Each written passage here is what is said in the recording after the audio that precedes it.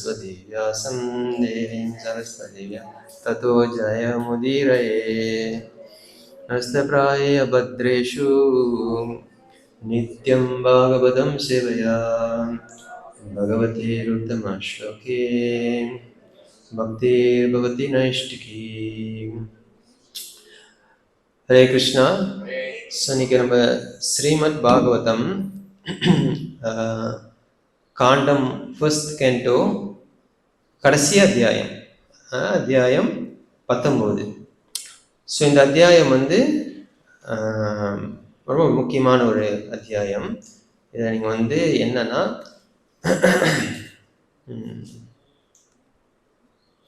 மொத்தம் இதில் 40 ஸ்லோகங்கள் இந்த அத்தியாயத்தில் இருக்கு. இந்த கடைசி அத்தியாயத்தில் மொத்தம் 40 ஸ்லோகங்கள் இங்கே கொடுத்துருக்குறாங்க. ஸோ இந்த 40 ஸ்லோகங்களில் ஆக கடைசியில் முக்கியமாக சுகதேவ கோஸ்வாமி இந்த அத்தியாயத்தில் வருவார். First canto, second canto, third canto, chapter 4 அது வரைக்கும் ஒரு இன்ட்ரடக்ஷன் மாதிரி தான் இந்த Srimad Bhagavatam. Actually third canto actually 6-7க்கு மேலே தான் நம்ம இதனுடைய உண்மையான நிலவரத்தை நம்ம பார்க்கலாம். இது ஏன்னா நீங்கள் ஃபர்ஸ்ட் கேண்டோ நீங்கள் ஃபுல்லாகவே பார்த்துருப்பீங்க. பரீட்சித் மகாராஜ் கடைசியில் வராரு, சுகதேவ கோஸ்வாமி ஆக கடைசியில் வராரு. சுகதேவ கோஸ்வாமி இந்த கேண்டோவில் எதுவுமே பேச மாட்டார். அடுத்த கேண்டோவில் அவங்க 2 பேரும் கொஞ்சம் பேசிக்குவாங்க. அப்போ தேர்ட் கேண்டோக்கு மேலே தான் அந்த சப்ஜெக்ட் மேட்டர் ஆக்சுவலி ஆரம்பிக்கும். Mistaken 4th chapter 6th chapter ஞாபகம் இல்லை, அதுக்கு மேலே தான் நம்ம உண்மையான அந்த சப்ஜெக்ட் மேட்டர் தான் ஆரம்பிக்கும். ஸோ இந்த ஃபர்ஸ்ட் கேண்டோ ரொம்ப முக்கியம். ஏன்னா இது எல்லாருடைய ஒரு இன்ட்ரொடக்ஷன், எல்லா கேரக்டரோட இன்ட்ரொடக்ஷன் சொல்லப்படுது. இந்த கேரக்டர் மீண்டும் மீண்டும் நீங்கள் பாகவதம் போக போக பார்க்கலாம். யாரை பற்றி? நாரதரை பற்றி, வியாசரை பற்றி, அப்புறம் பரீட்சித்து, இவங்க திருப்பி திருப்பி நீங்கள் பார்க்கலாம். வெவ்வேறு கோணத்தில் வெவ்வேறு கதைகள் நம்ம பார்த்துக்கிட்டே போகலாம். ஸோ ஃபர்ஸ்ட் கேண்டோ ரொம்ப முக்கியமான கேண்டோ. ஏன்னா அதில் இந்த எல்லா புரிந்து கொள்ள வேண்டிய தத்துவங்கள் எல்லாத்தையும் இந்த ஃபர்ஸ்ட் கேண்டோ எஸ்டாப்ளிஷ் பண்ணியிருப்பாங்க. முக்கியமாக ஸ்ரீ பிரபுபாதருடைய ப்ரிப்போர்ட் ரொம்ப முக்கியம் இந்த ஃபர்ஸ்ட் கேண்டோட. ஏன்னா நிறையா ரொம்ப எக்ஸ்டென்சிவான ஒரு ரிப்போர்ட் பிரபுபாதர் ஒரு ஸ்லோகத்துக்கும் முக்கியமாக நம்ம பார்த்துருக்குறோம். எல்லாத்தையும் அதெல்லாம் பிரபுபாதர் எழுதியிருக்கிறாங்க. ஸோ இந்த ஃபர்ஸ்ட் கேண்டோ ரொம்ப இம்பார்ட்டன்ட். அந்த செகண்ட் கேண்டோ, அது செகண்ட் கேண்டோ நம்ம இன்னும் தெரியல, இன்னும் 1 வாரமா 2 வாரமா அதுக்கப்புறம் நம்ம பார்க்கலாம்.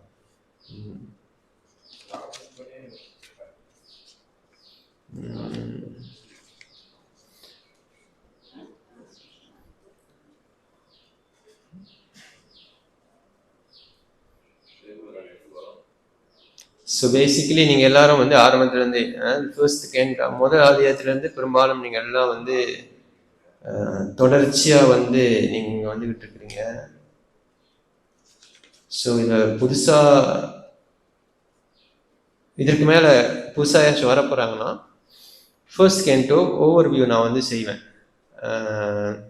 இந்த மாதத்தில் இல்லைன்னா அடுத்த வாரம் அந்த வாரத்தில் அந்த கிளாஸ் அட்டென்ட் பண்ணாங்கன்னா அவங்க செகண்ட் கேண்டோ புரியும். இல்லை அவங்க ஸ்ட்ரெயிட்டாக செகண்ட் கேண்டோ வந்தாங்கனாக்கா அவங்க கொஞ்சம் கஷ்டம்.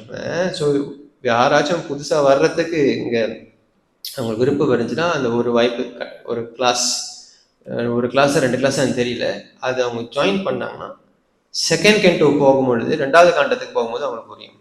அதை மிஸ் பண்ணிட்டாங்கன்னா கஷ்டம். அது நான் ஒரு ஓவர்வியூனா முதல் காண்டத்தில் எங்கே என்ன சொல்லியிருக்கு அப்படின்னு ஒரு சுருக்கமாக ஒரு 5 மணி நேரம் 4 மணி நேரம் வரும் அந்த கிளாஸு, அது நம்ம பார்க்கலாம். ஸோ ஃபர்ஸ்ட் கேண்டோ மிஸ் பண்ணவங்களுக்கு அது ஒரு சான்ஸ். இது வரைக்கும் நிறைய மிஸ் பண்ணியிருக்கோம், பட் இது அவங்களுக்கு ஒரு சான்ஸ். செகண்ட் கேண்டோக்கு நம்ம போயிட்டோமா அதோட நம்ம கண்டினியூ தான் பண்ண முடியும். திருப்பியும் நம்ம ஃபர்ஸ்ட் கேண்டோக்கு வர முடியாது. அப்போ எப்போ முடியும் நம்மளுக்கு தெரியாது. அப்புறம் ஓகே, இப்போது போன வாரம் 18வது அத்தியாயத்தை நம்ம முடித்தோம். 18வது அத்தியாயத்துக்கு ஸ்ரீலா பிரபுபாதர் தலைப்பு என்ன கொடுத்திருக்கிறார்? மகாராஜ் பரீட்சித் கிஸ்ட் பை அ பிராமணா பாய். அந்த பிராமணன், அந்த சமிக ரிஷியோடைய மகன் ஸ்ருங்கி பரீட்சித்துக்கு வந்து சாபம் வர்றாரு. அதுதான் 18வது அத்தியாயம். 19வது அத்தியாயத்தை என்ன தலைப்பு? சுகதேவ கோஸ்வாமியோடைய வருகை, தி அப்பியரன்ஸ் ஆஃப் சுகதேவ கோஸ்வாமி. இது வந்து நம்ம இன்னைக்கு வந்து பார்க்கலாம். அதுலேயே ப்ரோபாட் பிரிஃபு அந்த ப்ரிப்போர்ட்லேயே, ஐ மீன் அந்த இன்ட்ரோடக்ஷன்லேயே ப்ரோபாதர் அவங்க பிரிவு கொடுத்துருப்பாங்க. அந்த ஆரம்பத்திலே King repents, Ganges in Jamuna, arrival of great sages, Lord special favor to devotees. எந்தெந்த பக்கத்தில் என்ன இருக்குன்னு வந்து சம்மரி கொடுத்துருக்குறாங்க. Appreciation of the acts of the Pandava, man's duty, appearance of Sukadeva, questioned by the king. இதுதான் நம்ம வந்து இன்னைக்கு பார்க்கணும். ஓகே, இப்போ நம்ம 18வது அத்தியாயத்தை வந்து ஒரு சம்மரைஸ் பண்ணலாம். ஸோ 18வது அத்தியாயம் வந்து 17வது அத்தியாயத்தோடைய தொடர்ச்சி. என்னன்னாக்கா 17வது அத்தியாயம் கடைசியில நம்ம என்ன பார்த்தோம்னாக்கா, பரீட்சித் மகாராஜாவுடைய ராஜ்யம் வந்து ரொம்ப சுபிட்சமா, ரொம்ப சந்தோஷமா, அங்க இருக்கிறவங்களாம் வந்து நல்ல சிட்டிசன்ஸா வந்து அங்க இருக்கிறாங்க நம்ம வந்து பார்த்தோம். அப்போ இந்த மாதிரியே வந்து போயிட்டு இருந்துச்சுனாக்கா அப்போ ஸ்ரீமத் பாகவதம் வந்து எப்படி வரும்? அதனால 18வது அத்தியாயத்துல ஆரம்பத்துல நம்ம என்ன பார்க்குறோம்னாக்கா, முதல் 8 ஸ்லோகங்கள்ல பரீட்சித் மகாராஜாவுடைய அப்பியரன்ஸ், பரீட்சித் மகாராஜாவுடைய மறைவு, பரீட்சித் மகாராஜா வந்து கலி கூட எப்படி வந்து டீல் பண்ணார் என்பது வந்து முதல் 8 ஸ்லோகத்துல வந்து நம்ம வந்து பார்த்தோம். அப்போ கலியுகத்துல வந்து நம்மளாம் கலியுகத்துல இருக்கும் பொழுது பிரபுபாதர் அந்த ப்ரிப்போர்ட்ல எழுதுறாரு 7வது ஸ்லோகத்துல 3 நல்ல குணங்கள் இருக்கு அப்படின்னு பிரபுபாதர் சொல்றாரு. யாருக்கு ஞாபகம் இருக்கு? 1, 7வது ஸ்லோகத்துல பிரபுபாதர் சொல்றாரு, இந்த கலியுகத்துல 3 நல்ல குணங்கள் வந்து இங்கே இருக்கு அப்படின்னு வந்து சொல்றாரு. என்னது? 1 நாம சங்கீர்த்தனம், 2வது ஸ்ரீமத் பாகவதம், 3வது வந்து நல்லது நினைத்தாலே வந்து அது வந்து பலனை கொடுக்கும். ஸோ இந்த 3ஐயும் வந்து அங்க அவங்க வந்து பார்க்குறாரு. அப்போ அதற்கப்புறம் நீங்க பார்த்தீங்கன்னா 9வது ஸ்லோகத்துல இருந்து 23வது ஸ்லோகங்கள் வரைக்கும் சூத கோஸ்வாமியும் அங்க இருக்கக்கூடிய சௌனகாதி ரிஷிகளும் வந்து கிருஷ்ணனுடைய புகழை கேட்கறதுடைய பெருமைகளை பத்தி அவங்க வந்து பேசுறாங்க. இது வந்து 9வது ஸ்லோகத்துல இருந்து 23வது ஸ்லோகம் வரைக்கும் நம்ம வந்து பார்த்தோம். முந்தின வாரம் வந்து பார்த்தோம். முக்கியமா வந்து ஸ்ரீமத் பாகவதம் கேட்கும் பொழுது நம்மளுக்கு ஏன் வந்து நமக்கு இல்லை, அவங்களுக்கு ஏன் வந்து அங்க சலிப்பு வரலன்னா 18th சாப்டர் 15வது ஸ்லோகத்துல வந்து அங்க 3 குறிப்புகள் கொடுக்குறாங்க. என்னது? 18வது அத்தியாயம் 15வது ஸ்லோகம். Perfect speaker, perfect audience, perfect subject. அப்ப பூரணமான பேசக்கூடியவர், அங்க இருக்கிறவங்களும் வந்து பெர்ஃபெக்ட், அங்க பேசுற கிருஷ்ண கதையும் வந்து பெர்ஃபெக்ட் என்றது வந்து 15வது ஸ்லோகத்துல வந்து சொன்ன உடனே 16, 17 வந்து அங்க இருக்கக்கூடிய சௌனகாதி ரிஷிகள் என்ன சொல்றாங்க, இந்த கதையை நிப்பாட்டாமல் இன்னும் சொல்ல வேண்டும். அதோடதான் நம்ம வந்து முந்தின வாரம் நிப்பாட்டணும். ஸோ போன வாரம் நம்ம என்ன பார்த்தோம்னாக்கா 18வது ஸ்லோகத்துல எப்படி ஆரம்பிக்கிறாங்கனாக்கா, சூத கோஸ்வாமியோடைய தாழ் பிறவை பத்தி அங்க வந்து சொல்றாங்க. அப்ப 18, 19, 20, 21 இதெல்லாம் வந்து சூத கோஸ்வாமி அங்க என்ன சொல்றாருன்னா அவரை தாழ்த்திக்கிறாரு. அவர் என்ன சொல்றாரு, நான் வந்து பிரதிலோமா, அதாவது வந்து மிக்ஸ்ட் காஸ்ட்ல வந்து நான் பிறந்திருக்கிறேன், நான் வந்து உயர்ந்த ஜாதி இல்லை, இருந்தாலும்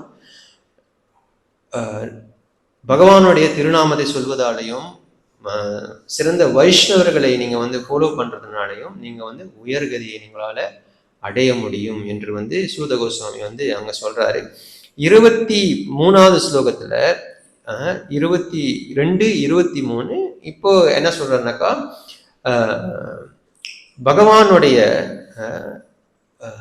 பகவான் மீது யாரெல்லாம் பற்று வச்சிருக்காங்களோ இந்த பௌதிக ஆசை சடன்லி உடனடியாக வந்து அவர்களால் துறக்க முடியும் என்று 22, 23 வந்து நம்ம பார்த்தோம். 24 31 சமிக்க ரிஷி, ஸ்ருங்கி, பரீட்சித், இவங்க 3 பேரும் வந்து அதுக்கப்புறம் அந்த கதையில வருவாங்க. 24க்கு மேல அங்க என்ன நடக்குதுனாக்கா, சமிக்க ரிஷி ஒரு ஒரு நாள் வந்து பரீட்சித் மகாராஜா வந்து அப்படியே இந்த காட்டு பக்கமா போகும் பொழுது அங்க வந்து அவருக்கு வந்து ரொம்ப தண்ணி தாகமா வந்து இருக்குது. அப்ப அங்க வந்து ஒரு குடிசையை வந்து பாக்குறாரு. குடிசையில பார்த்தாக்கா அங்க ஒரு சாமியார் உட்காந்துட்டு இருக்கிறாரு தியான நிலையில. அங்க வந்து அவர் தண்ணி கேட்கிறாரு. கதை ஞாபகம் இருக்குதான் எல்லாருக்கும். நம்ம என்னைக்கு இந்த இப்போ பப்ளிக் ஹாலிடே அன்னைக்கு பார்த்தோம் அந்த ஒரு கிளாஸ்ல. அப்போ வந்து தண்ணி தாகமா வந்து இருக்கும்போது அவர் போய் அங்க தண்ணி கேட்கிறாரு. தண்ணி கேட்கும்போது அந்த முனிவர் வந்து எந்த வகையான ரெஸ்பான்ஸும் பண்ணாதனால பரீட்சித்துக்கு கோவம் வருது. கோவம் வந்த பரீட்சித் என்ன பண்றாரு, நான் வந்து பெரும்பாலும் பிரபு அந்த பிற்பாடு எழுதுறாரு, நம்ம பார்த்தோம். என்னன்னாக்கா ஒரு வீட்டுக்கு வந்தாக்க மரியாதை செய்யறது வந்து நம்மளுடைய கலாச்சாரம் என்று பிரபா சொல்றாரு. ஆனா இங்க என்ன நடக்குது, அவர் ராஜா ஒரு சாமியாருடைய வீட்டுக்கு போயும் எந்த வகையான ஒரு ரியாக்ஷனும் வந்து அந்த சாமியார் கொடுக்காதனால பரீட்சித் கோவம் வந்து என்ன பண்றாரு, அங்க இருக்கக்கூடிய என்னது செத்த பாம்பை எடுத்து அந்த முனிவருடைய கழுத்துல சுத்துறாரு. எப்படி எடுக்கிறாரு அந்த செத்த பாம்பை? அது ஞாபகம் இருக்கு, கையில் அந்த போவில் எடுத்து போடுறாரு பிரபா சொல்றாரு. ஜீவ கோஸ்வாமி தான் சொல்றாரு. ஸோ இதெல்லாம் வந்து பார்த்த உடனே இந்த பாம்பெல்லாம் வந்து கழுத்துல போடுற வரைக்கும் வந்து அங்க யாரு சமிக்க ரிஷிக்கு வந்து ஒரு பெருசா ஒரு ரியாக்ஷன் அங்க வந்து அவருக்கு இல்லை. ஏன்னா அவர் தியான நிலையில இருக்கிறாரு. அப்ப பரீட்சித் வந்து இதெல்லாம் செஞ்சுட்டு போகும்பொழுது யோசிக்கிறாரு, நம்ம ஒரு தப்பு பண்ணிட்டோமா என்னன்னு தெரியலன்னு யோசிக்கும் பொழுது இந்த செய்தி வந்து யார் அவரு சமிக்க ரிஷியோடைய மகன் பேர் என்ன, ஸ்ருங்கி. ஸ்ருங்கிக்கு வந்து இந்த தகவல் போகுது. ஸ்ருங்கிட்ட தகவல் யார் சொல்றா, அவருடைய ஃப்ரெண்ட்ஸ். பிரபா சொல்றதுதான் ஃப்ரெண்ட்ஸ். அவர் வந்து விளையாண்டுட்டு இருக்கும்போது ஃப்ரெண்ட்ஸ் இந்த தகவலை சொல்லும் பொழுது என்ன தகவல் சொல்றாங்க, உங்க அப்பாவுடைய கழுத்துல இந்த ராஜா செத்த பாம்பை சுத்திட்டாரு அப்படின்னு வந்து அங்க சொல்றாங்க. அங்க சொன்ன உடனே அந்த பையனுக்கு உடனடியாக வந்து அங்க கோபம் வருது. கோபம் வந்தோடனே 32 50வது ஸ்லோகம் வரைக்கும் இந்த கதை தான் வந்து ஓடிச்சு, நம்ம வந்து பார்த்தோம். அதாவது அந்த பையனுக்கு கோவம் வந்து இம்மெச்சூர். பிரபா சொல்றாரு, அவன் என்ன பண்றான், உடனடியாக அந்த பரீட்சித்துக்கு வந்து சாபம் வர்றான். என்ன சாபம் வர்றான், இன்னிலிருந்து 7 நாள்ல வந்து உங்களை வந்து பாம்பு தாக்கி நீங்க வந்து செத்து போயிருவீங்க அப்படின்னு வந்து ஒரு சாபத்தை வந்து விடுறான். அப்புறம் அதற்கப்புறம் தான் போய் அவங்க அப்பாட்ட வந்து பாக்குறான். 38 - 40 வரைக்கும் அவங்க அப்பாவை பாக்குறான். 41 - 46 வரைக்கும் நம்ம பார்த்தோம்னாக்கா அந்த சாபத்துக்கு எப்படி வந்து சமிக்க ரிஷி வந்து ரெஸ்பாண்ட் பண்றாரு என்பதை வந்து நம்ம பார்த்தோம். அப்போ எப்படி ரெஸ்பாண்ட் பண்றாரு சமிக்க ரிஷி, அங்க என்ன சொல்றாரு, இது சின்ன தப்புக்கு நீ கொடுத்தது பெரிய தண்டனை, இது வந்து தேவையில்லாத ஒரு தண்டனை என்று அங்க வந்து சொல்றாரு. அந்த மாதிரி சொன்ன உடனே பரீட்சித் வந்து இந்த கதையெல்லாம் முடிஞ்சு அவர் வந்து திருப்பியும் வந்து அவருடைய இடத்துக்கு வந்து திருப்பி போயிட்டார், யோசனையா இருக்கிறாரு. இங்க சமிக்க ரிஷி வந்து இந்த செயலுக்கு வந்து கவலைப்படுறார். இதோட தான் நம்ம வந்து போன வாரம் பார்த்தோம். ஓகே, 18வது அத்தியாயத்துல மொத்தம் எத்தனை ஸ்லோகம் இருக்கு, 46 50 18 சாப்டர் 50 ஸ்லோகத்தை வந்து நம்ம வந்து பார்த்தோம். ஸோ இன்னைக்கு வந்து ஸ்ரீமத் பாகவதம்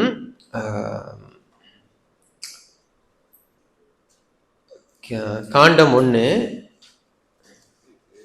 அத்தியாயம் 19 கடைசி சாப்டர் தான். ஸோ 6 மாசத்துல நம்ம வந்து ஒரு ஃபர்ஸ்ட் கேண்டோ வந்து நம்ம முடிக்க போறோம். இந்த வருஷத்துல செகண்ட் கேண்டோ நம்ம முடிச்சிடலாம். செகண்ட் கேண்டோ வந்து 10 சாப்டர், அது நம்ம இந்த வருஷத்துல முடிச்சிடலாம். லீவு போடாம இருந்தா, நீங்க லீவ் எடுக்க மாட்டீங்க, ஸ்பீக்கர் லீவ் எடுக்காம இருந்தா அந்த வருஷத்துல முடிச்சிடலாம். நம்ம பார்க்கலாம். 10 சாப்டர் தான் இருக்கும். அது வந்து அது ஒரு 6 months இல்லைன்னா 4 months முடிக்கலாம். பார்ப்போம் அதை எப்படி செய்யலாம் அப்படின்னு. ஸோ எனிவே இன்னைக்கு வந்து நம்ம சாப்டர் 19. அப்போ உங்களுக்கு கதை வந்து எல்லாம் நீங்க ரிகால் பண்ணிட்டீங்க. சமிக்க ரிஷியோடைய மகன் ஸ்ருங்கி விட்ட சாபம் அதை வாங்கிக்கிட்டு பரீட்சித் வந்து திருப்பியும் அவர் இடத்துக்கு வந்து போறாரு. இங்க வந்து அவங்க அப்பா பையனை ஏசுறாரு. இந்த சூழ்நிலை வந்து அப்படியே இருக்குது. இப்ப அடுத்து பரீட்சித் என்ன செய்ய போறார், அதுதான் கதை. இதுக்கு மேல சமிக்க ரிஷி ஸ்ருங்கி கதையெல்லாம் வந்து வராது. பரீட்சித் இப்ப அடுத்து என்ன பண்ண போறாரு, உதாரணத்துக்கு நம்மள ஒருத்தர் சாபம் விட்டுட்டாருனாக்கா அடுத்து நம்ம என்ன பண்ண போறோம், சாபம் விட்டவர் என்ன செய்யறாரு நம்மளுக்கு என்ன கவலை? சாபம் வாங்கினது பார்த்தசாரதி பிரபு. பார்த்தசாரதி பிரபு என்ன செய்யறாரு தான் யோசிக்கணுமே தவிர அவன் சாபம் விட்டுட்டு அவன் உயிரோடு இருக்கானா செத்து போயிட்டு நான் இல்லை. இப்போ பரீட்சித் இப்போ என்ன பண்ண போறார், எப்படி ஒரு வைஷ்ணவர் நடந்துக்கிறார், பிரபு சொல்றாரு எப்படி இது ஆச்சாரிய டீகோட் பண்றாங்க எல்லாம் நம்ம வந்து 19 சாப்டர்ல பார்க்கலாம். ரொம்ப அழகான கமெண்ட்ரிஸ் வந்து எஸ்பெஷலி பலதேவ் வித்யாபூஷணம், விஷ்ணு சக்கர டாக்கரும் ஜீவ கோஸ்வாமி வந்து இது எழுதியிருக்கிறாங்க, சிலியர் சுவாமி எழுதியிருக்கிறாரு. இது நம்மளுக்கு எங்கெங்க வந்து கொடுக்க முடியுமோ நம்ம ஷேர் பண்ணலாம். பலதேவ் வித்யாபூஷன் இதை சம்மரைஸ் பண்றாரு இந்த 19 சாப்டர். நிர்பே நுத்தப்ய நிர்வித்யா பிராய விருத்யா விம்சகே ஆஜக்மூர் முனயஸ் தத்ரா தத்ர ஸ்ரீ பதராயனஹி. இந்த 19வது அத்தியாயத்துல பலதேவ் வித்யாபூஷன் வந்து அவர் வந்து பலதேவ் வித்யாபூஷன் கமெண்ட்ரியில ஒரு அத்தியாயம் ஆரம்பிக்காதுன்னு ஒரு சமரைஸ் பண்ணுவார். ஒரே ஒரு ஸ்லோகத்துல ஒரு 5 வரியில ஒன்று முடிப்பார் எல்லாத்தையும்.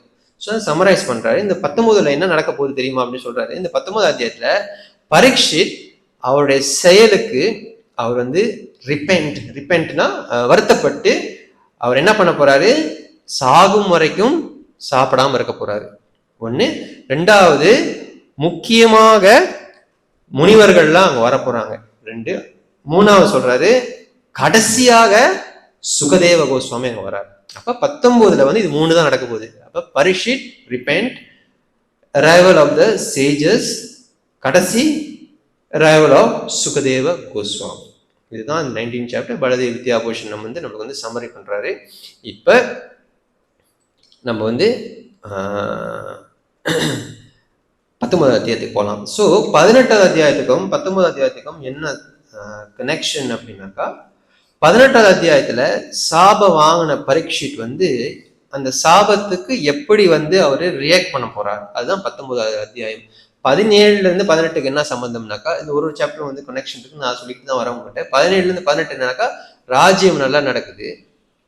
ராஜ்யம் நல்லாவே நடந்துகிட்டு இருந்தா ஸ்ரீமத் பாகவதம் எப்படி வர்றது? அதனால நல்லா நடந்துட்டு இருக்க ராஜ்யத்துக்கு எப்படி பரீட்சித் வந்து இந்த சமிக்க ரிஷி ஸ்ருங்கியும் சாபம் இருக்கிறதுனால அவர் வந்து இந்த நிலையை அடைகிறாரோ, அதே போல 18ல சாபத்தை வாங்கின பரீட்சித் அந்த சாபம் கிடைத்தது என்று தெரியாமலே என்ன பண்றாரு, தெரிஞ்சதுக்கு அப்புறம் என்ன பண்றாரு, இதெல்லாம் வந்து இந்த 19வது அத்தியாயத்துல வந்து பார்க்கலாம். இப்ப அந்த நீங்க ரிகால் பண்ணலாம், அந்த பையன் சாபம் விட்டுட்டான். சாப்பிடும் போது அங்க யார் இருந்தா, அவனுடைய ஃப்ரெண்ட்ஸ், அவங்க அப்பா கூட தெரியாது. அப்புறம் போய் தான் அவன் அப்பா கிட்ட சொல்றான் 2. அப்போ பரீட்சித்துக்கு தெரியறதுக்கு வாய்ப்பே இல்லை, ஏன்னா பரீட்சித் அந்த இடத்துல இல்லை. அப்போ இந்த விஷயமே தெரியாத பரீட்சித்து எப்படி அவர் ஒரு தயாராகிறார், ஒரு நிலையை வந்து 19 சாப்டர் ஆரம்பத்துல 5 ஸ்லோகத்துல நீங்க வந்து பார்க்கலாம். 4-5 ஸ்லோகத்துல நீங்க வந்து பார்க்கலாம். ரொம்ப முக்கியமான ஸ்லோகம். ஒரு வைஷ்ணவனா எப்படி நடந்துக்கணும். சாபம் விட்டுட்டா திருப்பி சாபம் விடுறதா, நீங்க சாபம் விட்டீங்க நானும் திருப்பி சாபம் விட்ட தண்ணி எடுத்து சொல்றதா? இல்லை, முடியும். அப்கோர்ஸ் பரீட்சித்தால முடியும். அந்த ப்ரிப்போர்ட்ல தான் எழுதுறாரு. ஏற்கனவே கருவில் இருக்கும் போதே காப்பாத்தின கிருஷ்ணர்கிட்ட திருப்பியும் பரீட்சித் உதவி கேட்கறது பெரிய விஷயம் கிடையாது. ஆனா பரீட்சித் செய்யல, ஏன்னா பரீட்சித் ஒரு தூய பக்தர் சொல்றாரு. இப்ப நம்ம வந்து 19வது அத்தியாயத்தை வந்து நம்ம பார்க்கலாம். கேள்விதான் நீங்க கேட்கலாம். இப்ப 19 சாப்டர் போகாது ஒண்ணு.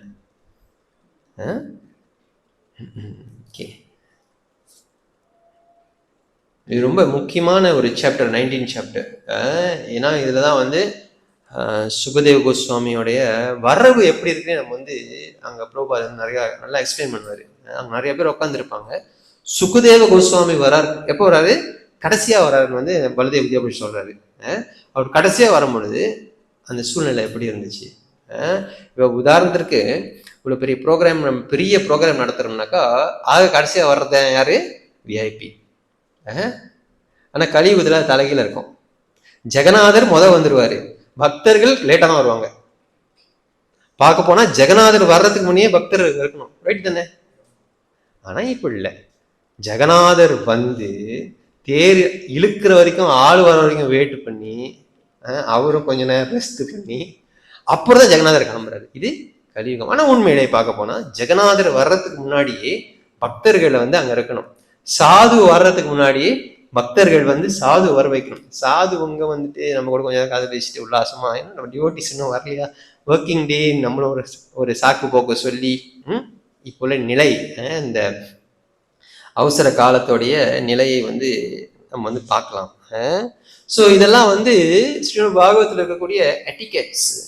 யார் எப்படி நடந்துக்கணும், ராஜா எப்படி நடந்துக்கணும், பிராமணன் எப்படி நடந்துக்கணும், பிராமணனுடைய பையனே தப்பு பண்ணாலும் அப்பா எப்படி நடந்துக்கணும் நம்ம பார்த்துக்கிட்டு வரோம். இது எல்லாமே சொல்லி கொடுக்குறாங்க. அப்போ சுகதேவ கோஸ்வாமி கடைசியா வராரு. அவருக்கு முன்னாடி நீங்க யார் யார் வர்றாலும் நீங்க பார்க்கணும். பெரிய பெரிய ஜாம்பவான்லாம் அங்கே வராங்க. நாரதர் வராரு, வியாசர் வராரு, இதெல்லாம் வந்து அங்கே லிஸ்டை கொடுக்குறாங்க. பிரபா சொல்றாரு. அதெல்லாம் இருந்த போதிலும் அந்த விஐபி வருகைக்காக இவங்க எல்லாரும் வந்து அங்கே போடுறாங்க. ஸோ இப்போ வந்து 19th சாப்டர் முதல் ஸ்லோகம். சூத உவாச்சா மஹிபதிஸ்து அதாத் கர்ம கர்யம் விசிந்தயான் ஆத்மகிருதம் சுதூர்மனஹ அஹோ மாய நிச்சம் அநார்யவத் கிருதம் நிராகசி பிரம்மணி குதா தேஜசி. Translation building.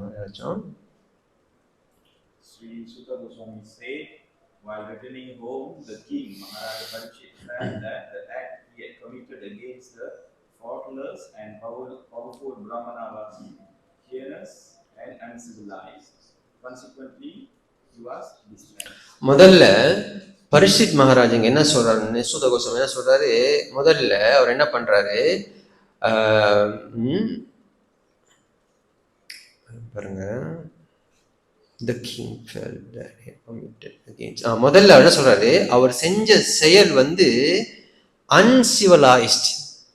அன்சிவலைஸ்ட்னா தமிழ் என்ன போட்டிருக்காங்க மாதாஜி? குற்றமற்ற ஒன்னொன்னு NAS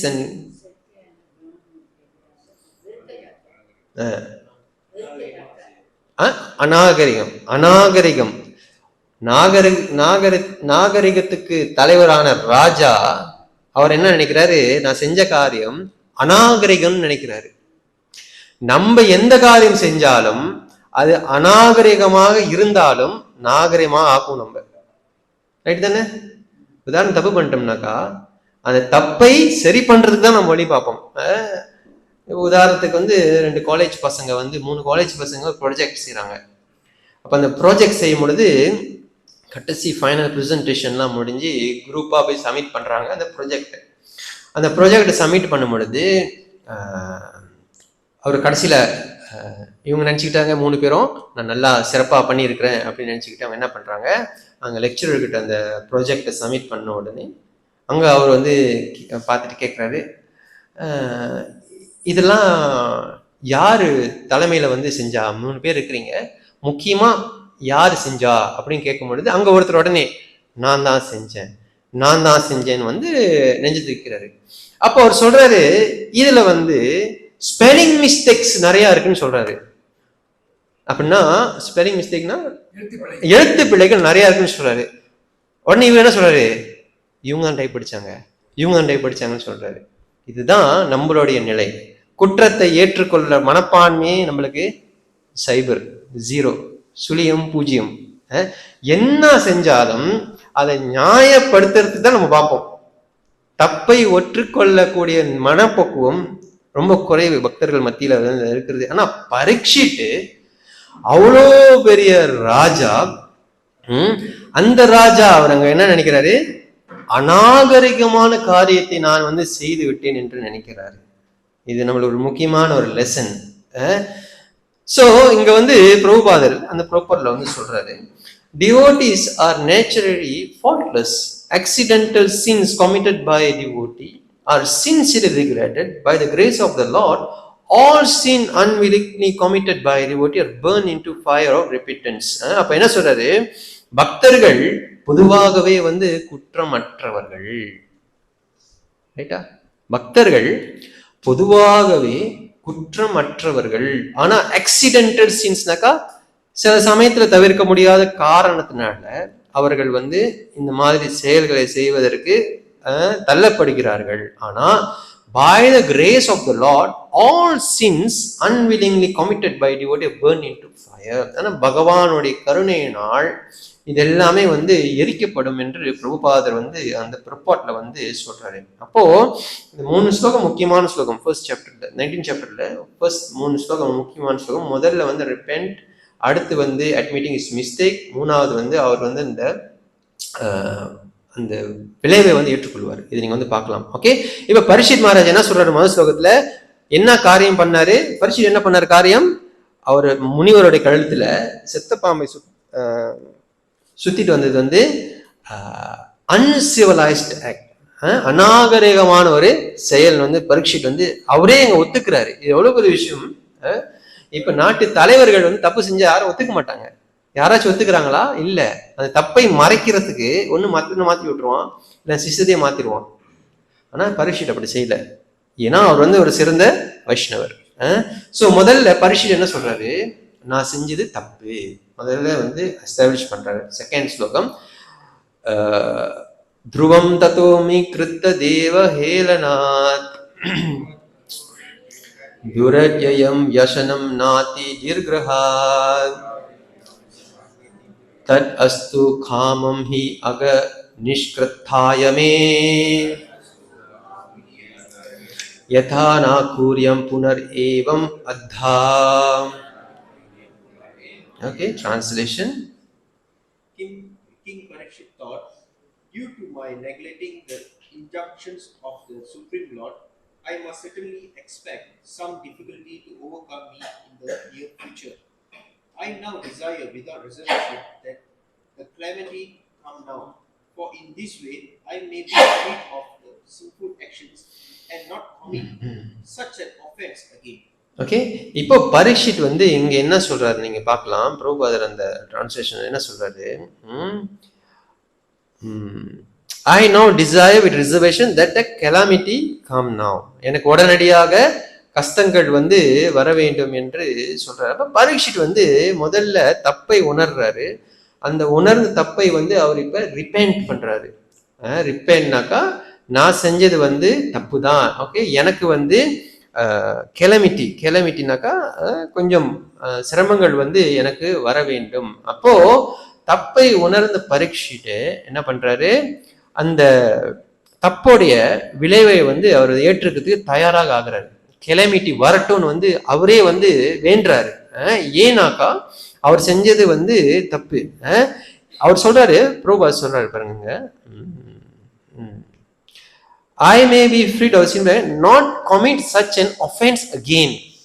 எனக்கு இதற்கு தண்டனை தேவை. ஏன்னா திருப்பியும் நான் இந்த தவறை செய்யாமல் இருக்கிறதுக்கு பரீட்சித் வந்து அங்க எஸ்டாப்ளிஷ் பண்றாரு. அதான் பிரபுபாதர் வந்து இங்க சொல்றாரு. சோ இப்ப நம்ம என்ன பாக்குறோம்னாக்கா, முதல்ல பரீட்சித் வந்து தப்புன்னு வந்து உணர்றாரு முதல் ஸ்லோகத்துல. ரெண்டாவது ஸ்லோகத்துல உணர்ந்த பரீட்சித்து அதனுடைய அந்த தப்புனால எனக்கு கண்டிப்பா வந்து தண்டனை கிடைக்கணும். என்ன மாதிரி தண்டனை? கஷ்டங்கள் போல எனக்கு கிடைக்க வேண்டும். அந்த தண்டனையை நான் ஏற்றுக்கொள்ள வேண்டும். மூணாவது ஸ்லோகத்துல வந்து அவர் சொல்றாரு. டிரான்ஸ்லேஷன் படிங்க. தெர் ஸ்லோகா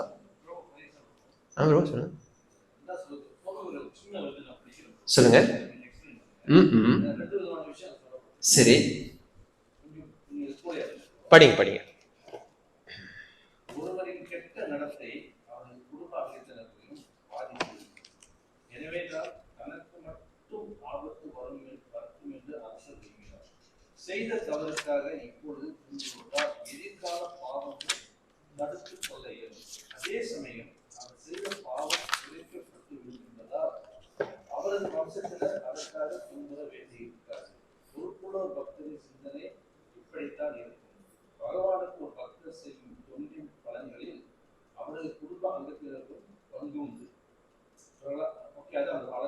ரெண்டு விஷயம் சொல்லுது. சரி, ஒண்ணு வந்து நல்ல செய்யறப்ப குடும்ப அங்கத்தினருக்கும் அதுல பங்கு உண்டு. கெட்ட செய்யறப்ப குடும்ப அங்கத்தினருக்கும் பங்கு உண்டு. நீங்க வந்து ஒரு சின்ன எக்ஸ்பிளேஷன். ஓகே, இருங்க, நான் அந்த line பார்த்துடுறேன்.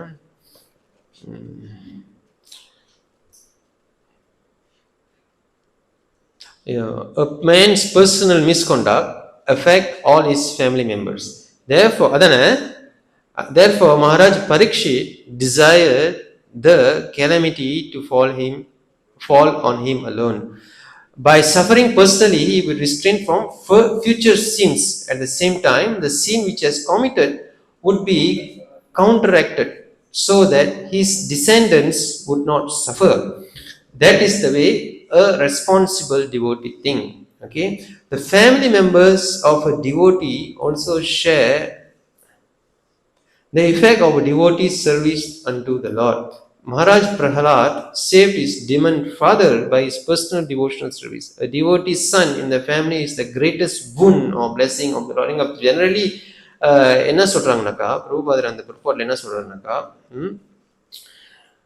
a man's personal misconduct affects all his family members. அதாவது வந்து a manனாக்கா இங்க யாரை குறிப்பிட்டு சொல்றாங்கனாக்கா, தலைவரை வந்து சொல்றாங்க. ஒரு ஃபேமிலியில் இருக்கக்கூடிய தலைவர் யாரா இருக்கலாம், அப்பாவா இருக்கலாம், யாராச்சும் இருக்கலாம்.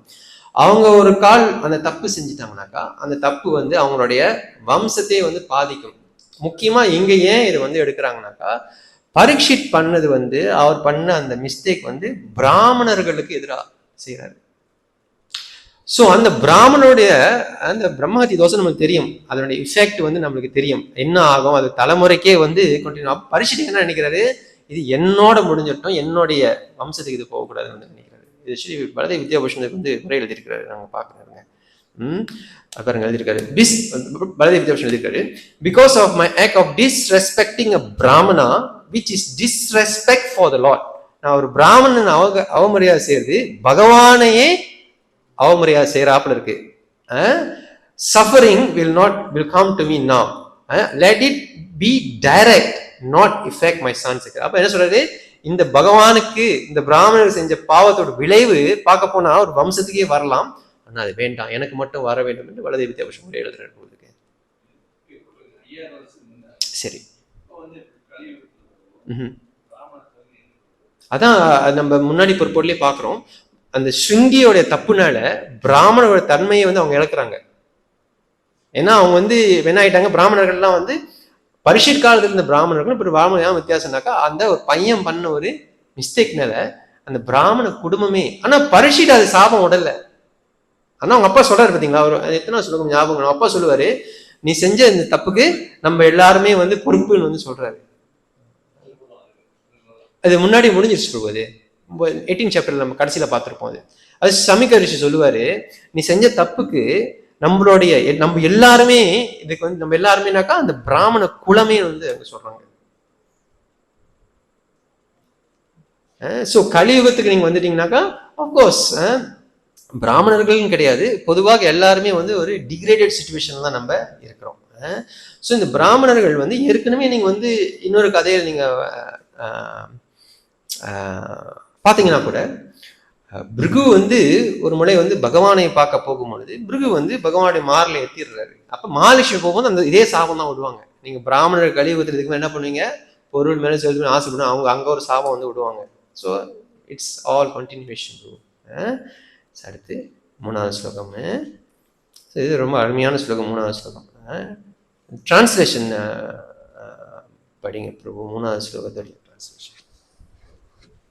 I am uncivilized and sinful due to my neglect of Brahminical culture. God consciousness and cow protection. Therefore, I wish that my kingdom, strength, and richness burn out immediately by the fire of the Brahmanas' blood, so that in the future I may not be guided by such inauspicious attitudes. அப்ப இங்க பிரபுபாதர் அங்க எழுதுறாரு, நீங்க பார்க்கலாம். I wish my kingdom, strength, riches burn up immediately. ஆனா பரிஷித்துக்கு இன்னும் என்ன நடக்க போகுதுன்னு தெரியல, உண்மைதானே? ஆனா பரிஷத்துக்கு முன்னாடி சொல்றது என்ன சொல்றாரு, எனக்கு வந்து கஷ்டங்கள் வரட்டும்னு சொல்றாரு. சும்மா வாயில வந்து சொல்லலாம். இப்ப இந்த ஸ்லோகத்துல கஷ்டத்தை ஏற்றுக்கொள்ளக்கூடிய மனப்பான்மையை அவர் வெளிப்படுத்துறாரு. ரைட்டா? இப்ப நீங்க கூட தான் சொல்லலாம், குந்தி மாதிரி ஏன் கிருஷ்ணன் எனக்கு கஷ்டத்தை கொடுக்க மாட்டாருன்னு நம்ம பேசலாம், கிளாஸ் கொடுக்கலாம். ஆனா கிருஷ்ணன் கஷ்டத்தை கொடுத்தா என்ன பண்ணுவோம், அரே கிருஷ்ணனை விட்டுட்டு போயிடுவோம். ஏன்னா நம்ம குந்தி கிடையாது. சோ அதே போல இங்க பரிஷித் வந்து முன்னாடி சொல்றது என்ன பண்றாரு, எனக்கு let the calamities come to me, எனக்கு கஷ்டங்கள் வரட்டும். என்ன மாதிரி கஷ்டங்கள், என்னோட சாம்ராஜ்யம் என்னை எல்லாத்தையுமே வந்து let it burn அப்படின்னு வந்து இங்க சொல்றாரு. சொல்றாரு, I may not be guided by such inauspicious attitude.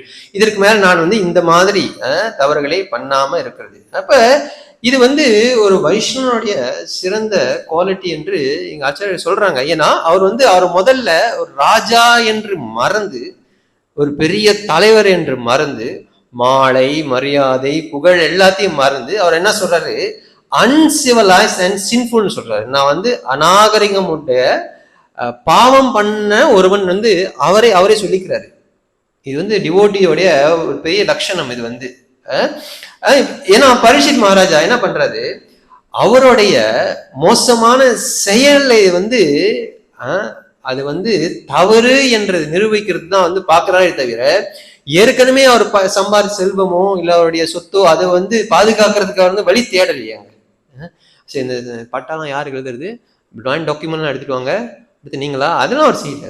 அவர் முதல்ல ரிப்பெண்ட் பண்றாருனாக்கா முதல்ல நீங்க புரிஞ்சுக்கணும், பரீட்சைட்டுக்கு வந்து சாஸ்திரத்து மேல முழு நம்பிக்கை இருக்குது.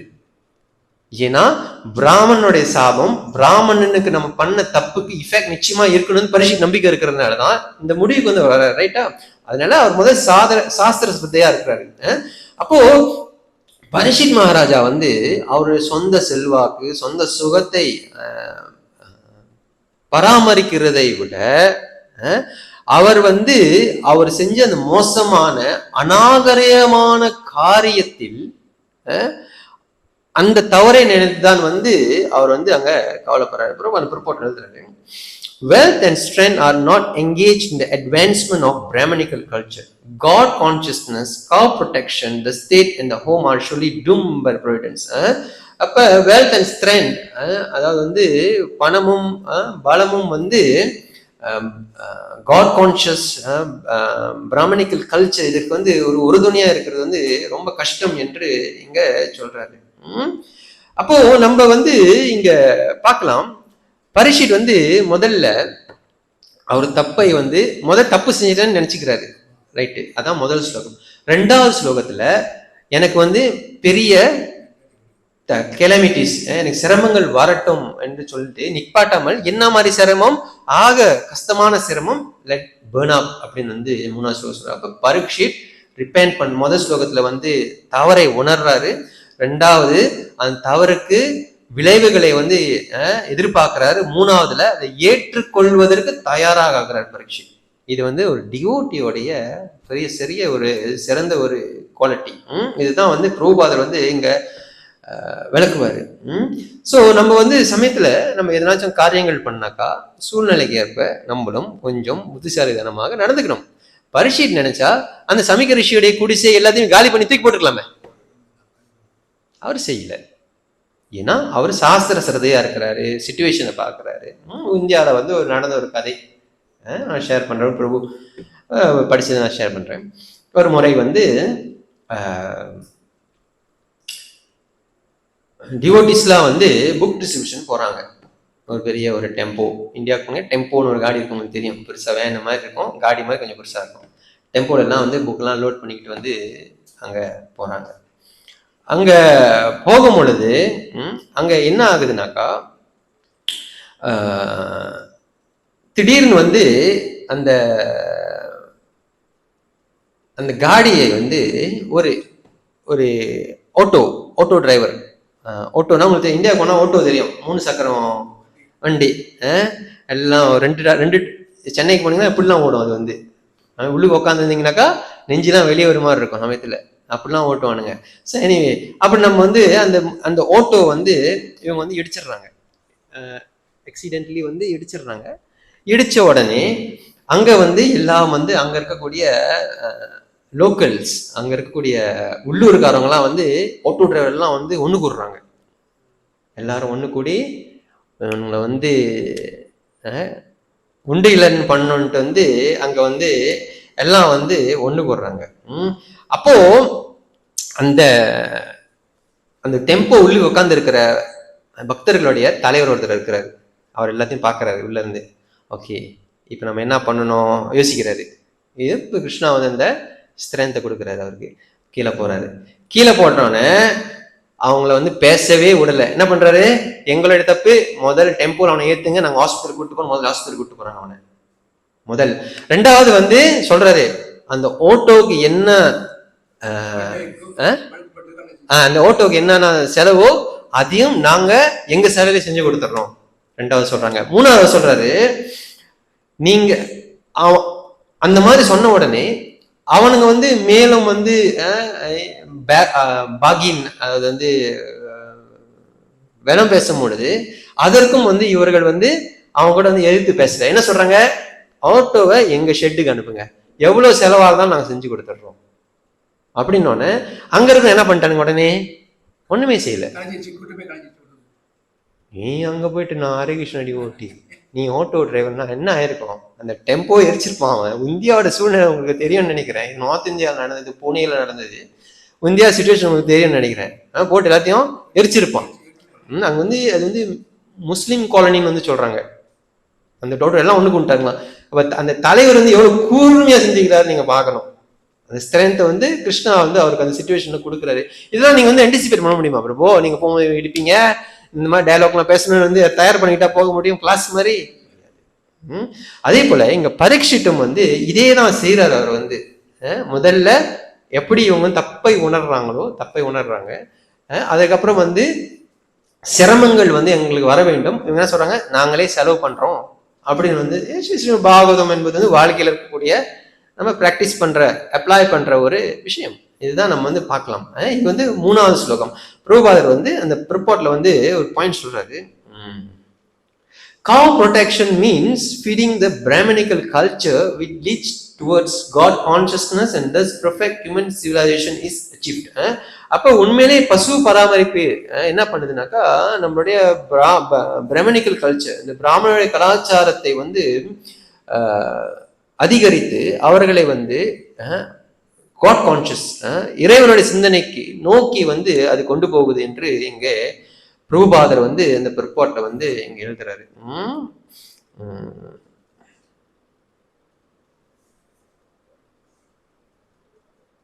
அப்போ நம்ம உடனே ஒரு கேள்வி கேட்கலாம்.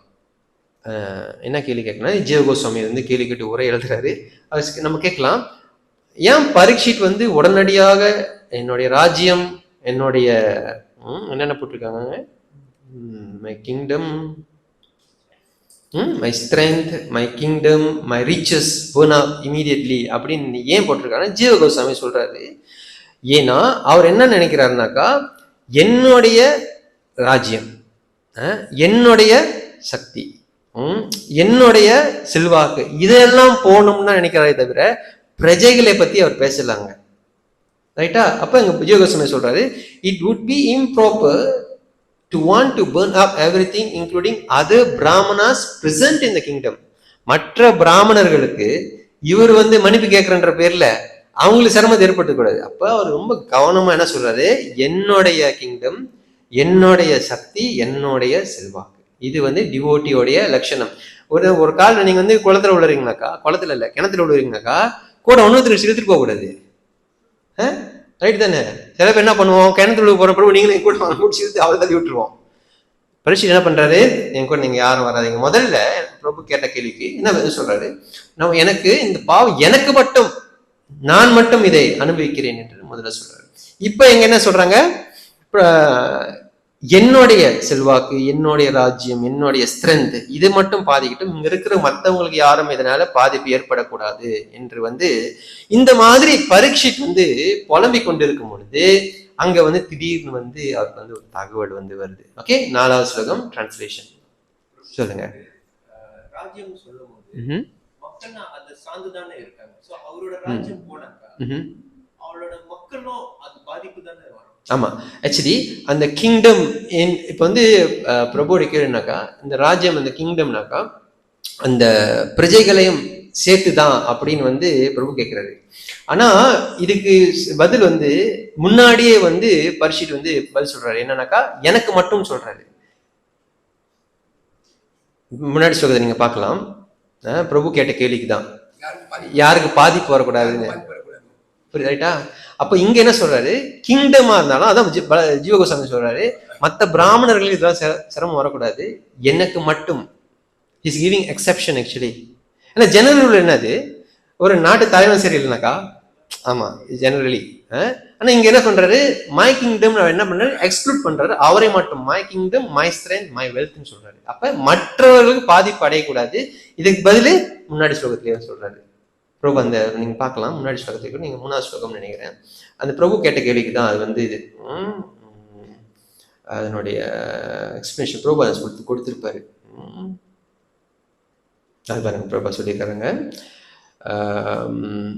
By suffering personally, he would be restrained from future sin. At the same time, the sin which he had committed would be countered so that his descendants would not suffer. This is the way responsible devotee think. அப்போ actually ஒரு ராஜானாக்கா அந்த பிரஜைகள்லாம் அவனுடைய குடும்பம் தான், right தானே? அப்ப இங்க என்ன பிரபு என்ன சொல்றாரு, அவர் மட்டும் அனுபவிக்கணும்னு சொல்றாரு. ஸோ இங்க 4வது கிங்டம் சொல்லும் பொழுது is referring to him alone, not the others. அடுத்து எத்தனாவது, 4வது ஸ்லோகம். இப்படியே பரிசிட் மாதிரி பேசிக்கிட்டே இருக்கும்பொழுது, புலம்பிக்கிட்டு இருக்கும்பொழுது ஒரு நியூஸ் வருது அவருக்கு. நம்மளும் சமயத்தில் புலம்பிக்கிட்டே இருப்போம், நியூஸ் வரக்கூடாதுன்னு நினைப்போம், ஆனால் நியூஸ் வரும். ஆனால் இப்போ பரிசிட்டுக்கும் அதே நியூஸ் தான் வருது. ஆனால் அவர் எப்படி ரியாக்ட் பண்றாரு? 4வது ஸ்லோகம் டிரான்ஸ்லேஷன் படிங்க யாராச்சும்.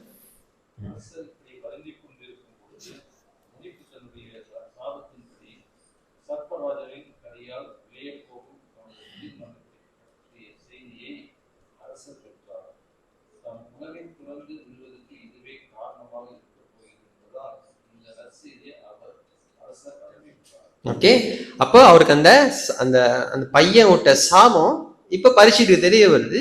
என்ன சாபம்னாக்கா, இன்றிலிருந்து 7வது நாள் வந்து அவர் வந்து மரணத்தை அடைய வேண்டும். இதுதான் அவர்கிட்ட சாபம். அப்போ அந்த சாபத்தை அவர் எப்படி ஏற்றுக்கொள்றாருன்னு நீங்க வந்து பிரபா சொல்றாரு, the king accepted this as good news.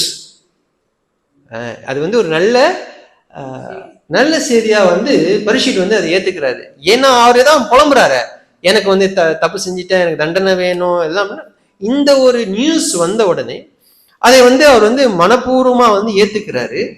சொல்றாரு, for it be the cause of his indifference toward worldly things. அதாவது வந்து இந்த பௌதிக உலகத்தில் இருக்கக்கூடிய விஷயங்கள் வந்து அவர் வந்து வேற எந்த வகையான வித்தியாசமும் இல்லாம பாக்குறாரு என்று பிரபுபாதர் வந்து அங்க சொல்றாரு. இங்க ஆச்சாரியர் வந்து இங்க ஒரு உரை எழுதுறாரு. என்ன சொல்றாருனாக்கா, இப்போ நம்ம வந்து கேள்வி கேட்கலாம், சரி பிரபு பரிசு தப்பு செஞ்சிட்டாரு, திருப்பி போய் அந்த சமிக்க ரிஷி கிட்ட மன்னிப்பு கேட்கலாம் இல்லையா?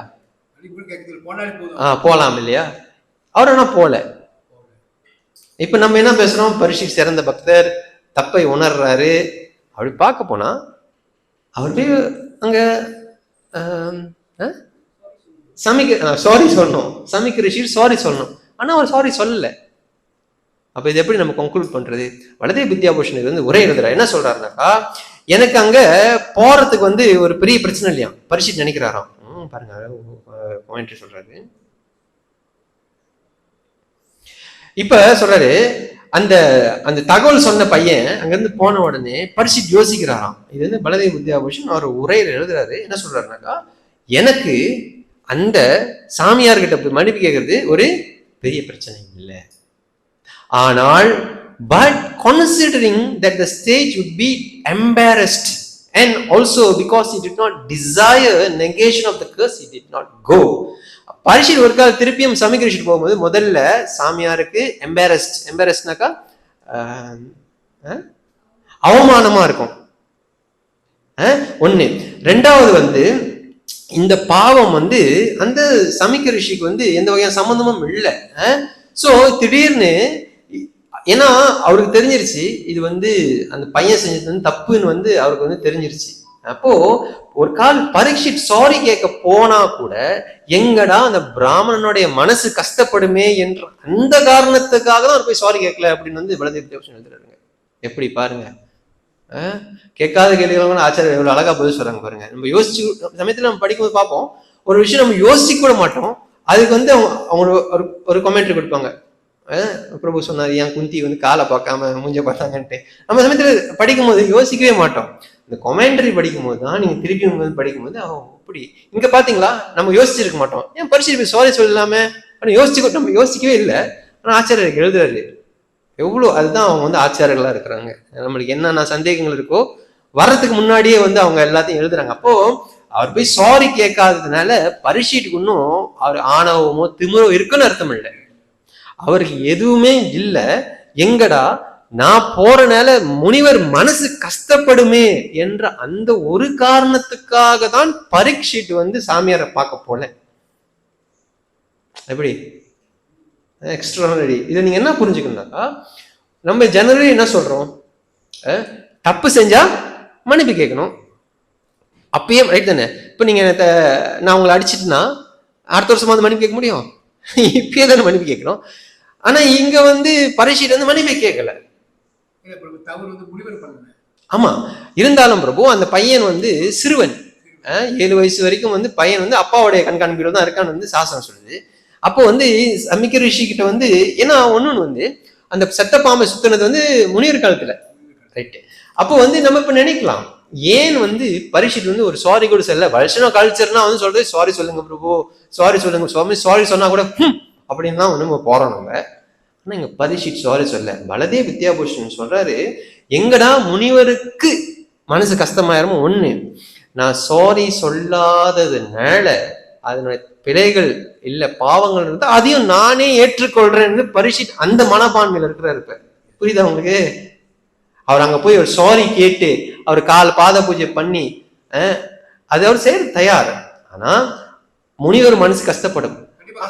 ஆனா அவர் சொல்றாரு, கலாச்சார ரீதியாக கல்ச்சர் பிரகாரம் போய் மன்னிப்பு கேட்கணும். அவர் ஏன் செய்யற? முதல்ல அவர் சொல்றாரு, நான் வந்து அநாகரிகம், அன்கல்ச்சர், அன்சிவிலைஸ்ட்னு சொல்றாரு. அப்போ அடுத்து வந்து அவர் சொல்றாரு, நான் செஞ்ச தப்புக்கு பாவத்தை நானே ஏற்றுக்கொள்கிறேன்னு சொல்றாரு. அப்போ நான் சாரி சொல்லாத இந்த பாவத்துக்கும் நான் அந்த தண்டனை ஏற்றுக்கொள்கிறேன். அப்ப பரீட்சித் என்ன நினைக்கிறாரு, என்னுடைய சுகத்தை விட அந்த முனிவருடைய நலன் தான் எனக்கு வந்து முக்கியம் வந்து பரீட்சித் நினைக்கிறாரு. புரியுது நான் என்ன பாயிண்ட் எஸ்டாப்ளிஷ் பண்றேன்ட்டு? அதான் முக்கியமான பாயிண்ட். உணர்ந்து அவர் என்ன சொல்றாரு, ஏன் வந்து என்னால யாரு இவரு நம்ம முனிவருக்கு ஏன்பா கஷ்டம், அவருக்கு சந்தோஷமா இருக்கட்டுமே, பரவாயில்ல இதெல்லாம் நான் ஏத்துக்கிறேன். இது அழகா இது வந்து பலதேவ் வித்யாபூஷணம் எழுதுறாருங்க, உரை கொடுக்குறாரு. இதற்கு வந்து ஸ்ரீதர் சுவாமியும் வந்து இந்த மாதிரி பாயிண்ட்ஸ் வந்து இங்கே கொடுக்குறாரு. என்ன சொல்றாரு பார்க்கலாம். ஓகே, பரவாயில்ல. ஓகே, எனிவே அடுத்து 5வது ஸ்லோகம் டிரான்ஸ்லேஷன் படிங்க.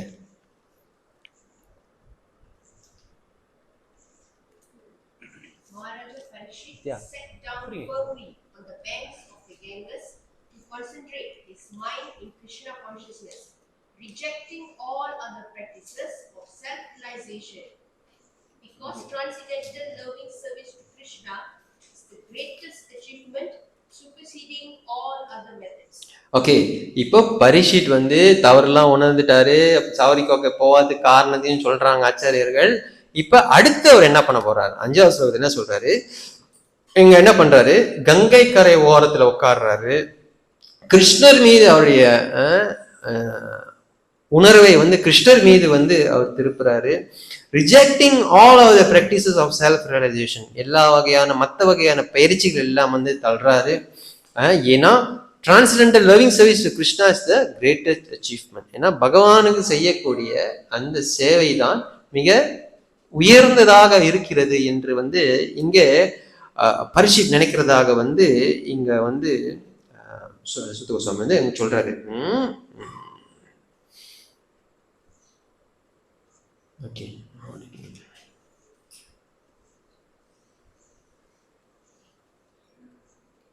ஓகே, அடுத்து 6வது ஸ்லோகம் translation.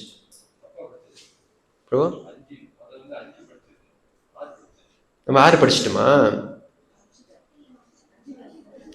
Maharaj Parikshit sat down firmly on the banks of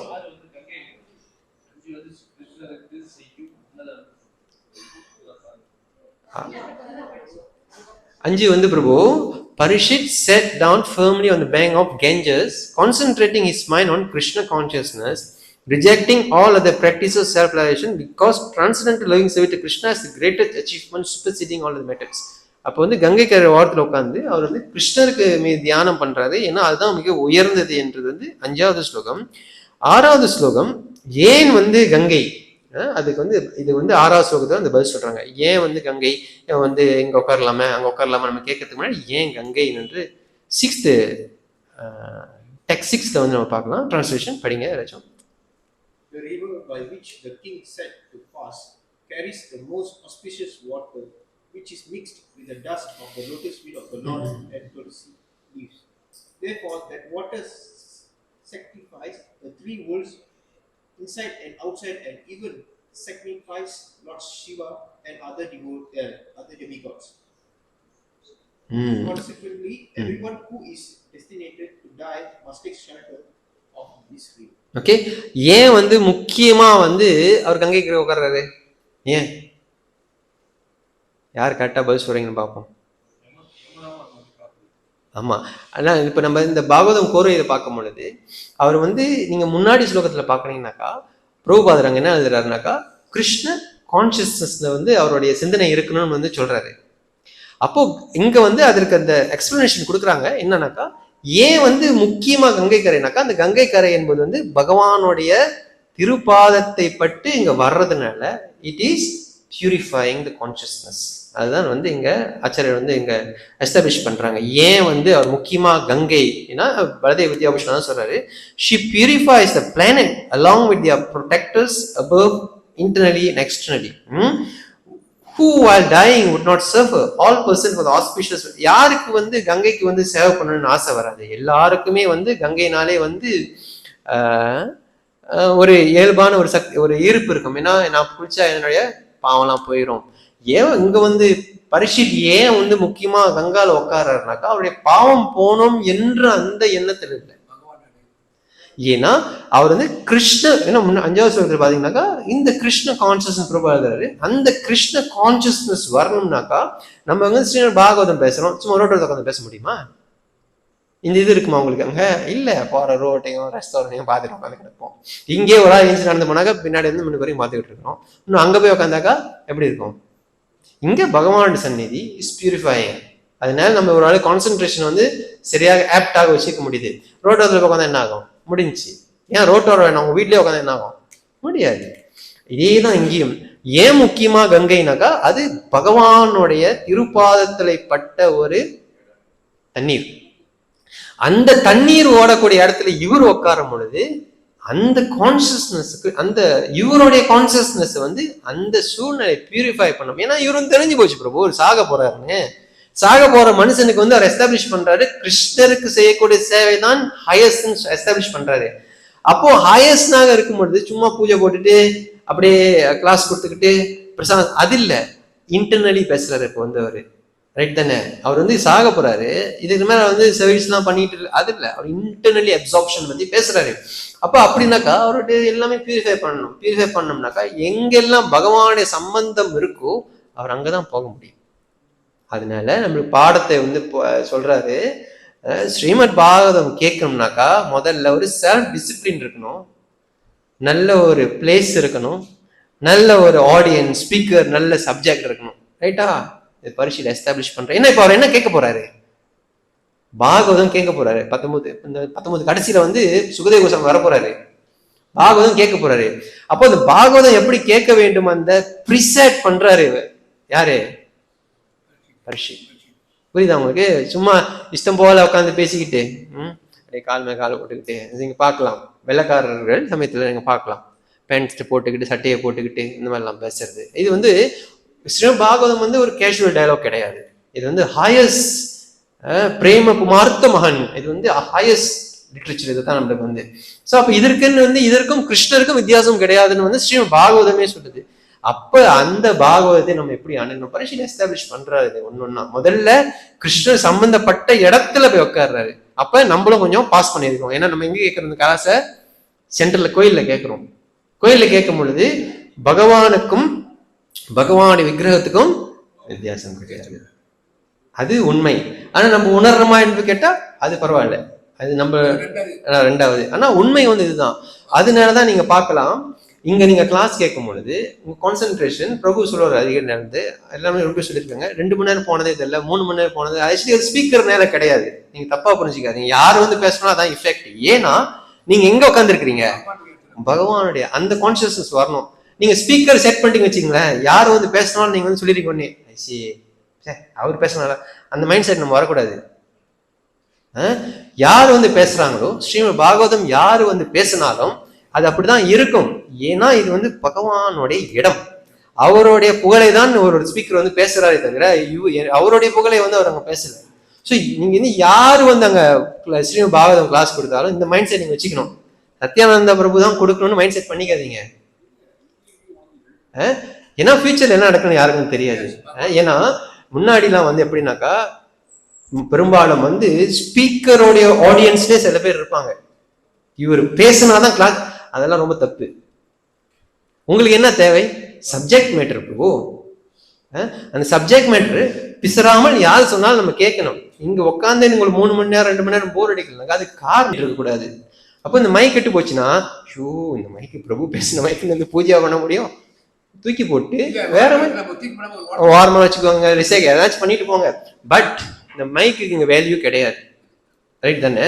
ஆனா வேற மைக்கு மாத்தும் பொழுது அவர் வந்து பேசுறவர் வந்து அதே தான் பேச போறாரு. அதான் இப்ப நாங்க எல்லாருமே வந்து மைக்கு தான்.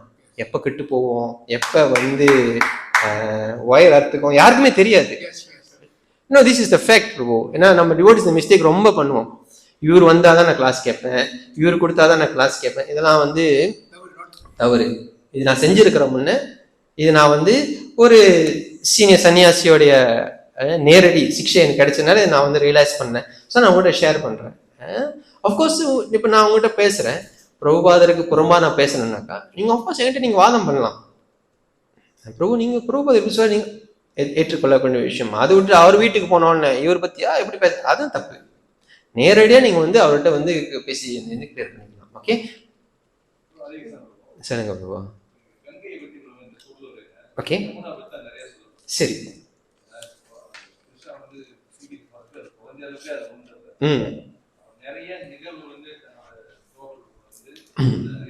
சரி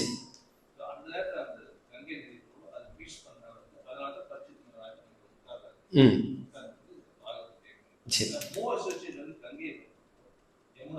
ஆமா ஆமா பிரபுபா எஸ்டாப்ளிஷ் பண்றாரு. உண்மைதான். ஏன்னா நீங்க வந்து பார்க்கலாம், ஆண்டாள் அவங்களுடைய திருப்பாவை 5வது பாடல் என்ன சொல்றாங்கன்னாக்கா, மாயனை மண்ணு வடமதுரை மைந்தனை தூய பெருநீர் யமுனை துறைவனேன்னு சொல்றாங்க. தூய பெருநீர் யமுனைன்னு சொல்றாங்க, புரியுதுங்களா? மாயனை வடமதுரை மைந்தனை தூய பெருநீர் யமுனைன்னு சொல்றாங்க. ஏன்னா யமுனை ஏன் வந்து தூய பெருநீர்னாக்கா அங்கதான் வந்து பகவான் குளிக்கிறது, ஆட்டம் போடுறது எல்லாமே வந்து அங்கதான் நடந்துச்சு. ஆண்டாலும் அந்த 5வது பாடல் திருப்பாயிலன்னு சொல்றாங்க, தூய பெருநீர் யமுனை துறைவனை ஆயர் குலத்தினில் தோன்றும் அணிவிளக்கைன்னு சொல்றாங்க. ஏன்னா ஒன்னு குவாலிபிகேஷன் யமுனாக்கு என்னன்னா பிருந்தாவனத்தோடைய சம்பந்தம் வந்து அங்க ஜமுனாவுக்கு வந்து இருக்கு. ரைட் ப்ரோ நீங்க சொன்னது சங்கமம். ஆமா எங்க ப்ரோ சொல்லுங்க, எங்க ப்ரோ சொல்றீங்க, எந்த இடத்துல? ஓகே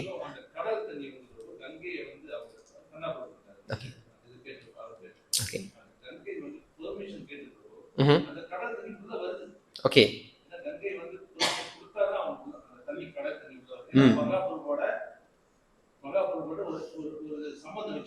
ஓகே ஆமா சரி சரி. நீங்க சொன்ன கதை வந்து சைதன்ய பாகவத்துல இருக்கு. என்னன்னாக்கா ஸ்ரீ சைதன்ய மகாபிரபு இதுக்கு போயிட்டு வரும்பொழுது பிருந்தாவன் தாக்கூர் வந்து ரொம்ப அழகா விளக்கி இருப்பாரு. எங்க போவாரு, அவங்க அப்பாவுக்கு கயாக்கு போயிட்டு வரும்பொழுது, அதுக்கப்புறம் கிருஷ்ண பிரேமி வந்து அவருக்கு வரும். அங்க போயிட்டு வரும்பொழுது சைதன்ய மகாபிரபு அவருடைய வீட்டுக்கு வந்த உடனே அன்னைக்கு நைட்டு வந்து எல்லா முக்கியமான பக்தர்கள் எல்லாம் வந்து அங்க வந்து வருவாங்களாம். வந்த உடனே வந்து அவங்களாம் பேசிட்டு சைதன்ய மகாபிரபு சொல்றாரு, நாளைக்கு வந்து உங்களை வந்து சுக்லாம்பர பிரம்மச்சாரி வீட்டை சந்திக்கிற வந்து சைதன்ய மகாபிரபு சொல்லுவாராம். அப்ப சுக்லாம்பர பிரம்மச்சாரி வீட்டை சந்திக்கிறேன்னு சொன்ன சைதன்ய மகாபிரபு அந்த சூழ்நிலையை வந்து விருந்தாவன தாக்கூர் வந்து விளக்குவாராங்க. என்ன சொல்லுவாருனாக்கா, சைதன்ய மகாபிரபு அங்க நடந்து போகும்பொழுது அந்த மணலோடைய நிலை அங்க சூழ்நிலை சொல்லும் பொழுது இந்த நீங்க சொன்ன பாயிண்ட் சொல்லுவாரு என்னன்னாக்கா, கங்கை வந்து சைதன்ய மகாபிரபு நடக்கிற இடத்துக்கு வந்து அப்படியே வந்து அவர் காலை வந்து கழுவிட்டு போவாங்க. ஏன்னா சைதன்ய மகாபிரபுடைய சம்பந்தம் வேணும் என்ற அந்த காரணத்துக்காக இது வந்து விருந்தாவன தாக்கூர் சொல்லியிருக்காரு. கரெக்ட். ஓகே, இப்போ எத்தனாவது ப்ரோ? செவன்த். ஓகே, டிரான்ஸ்லேஷன் படிக்கிறீங்களா யாராச்சும்? இப்போ தான் 7 முடிச்சிருக்கோம், 1.5 மணி நேரம் ஆச்சு. Okay, 7th shloka.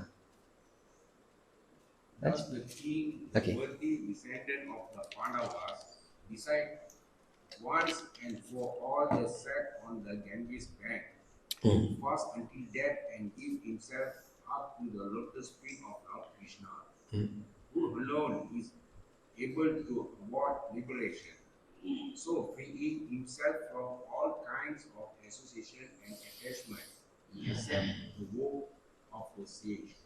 ஓகே, இப்போ அவர் என்ன பண்ண போறாரு? அவர் வந்து முடிவு எடுக்கிறாரு. முதல்ல விரதம், ஓகே. ரெண்டாவது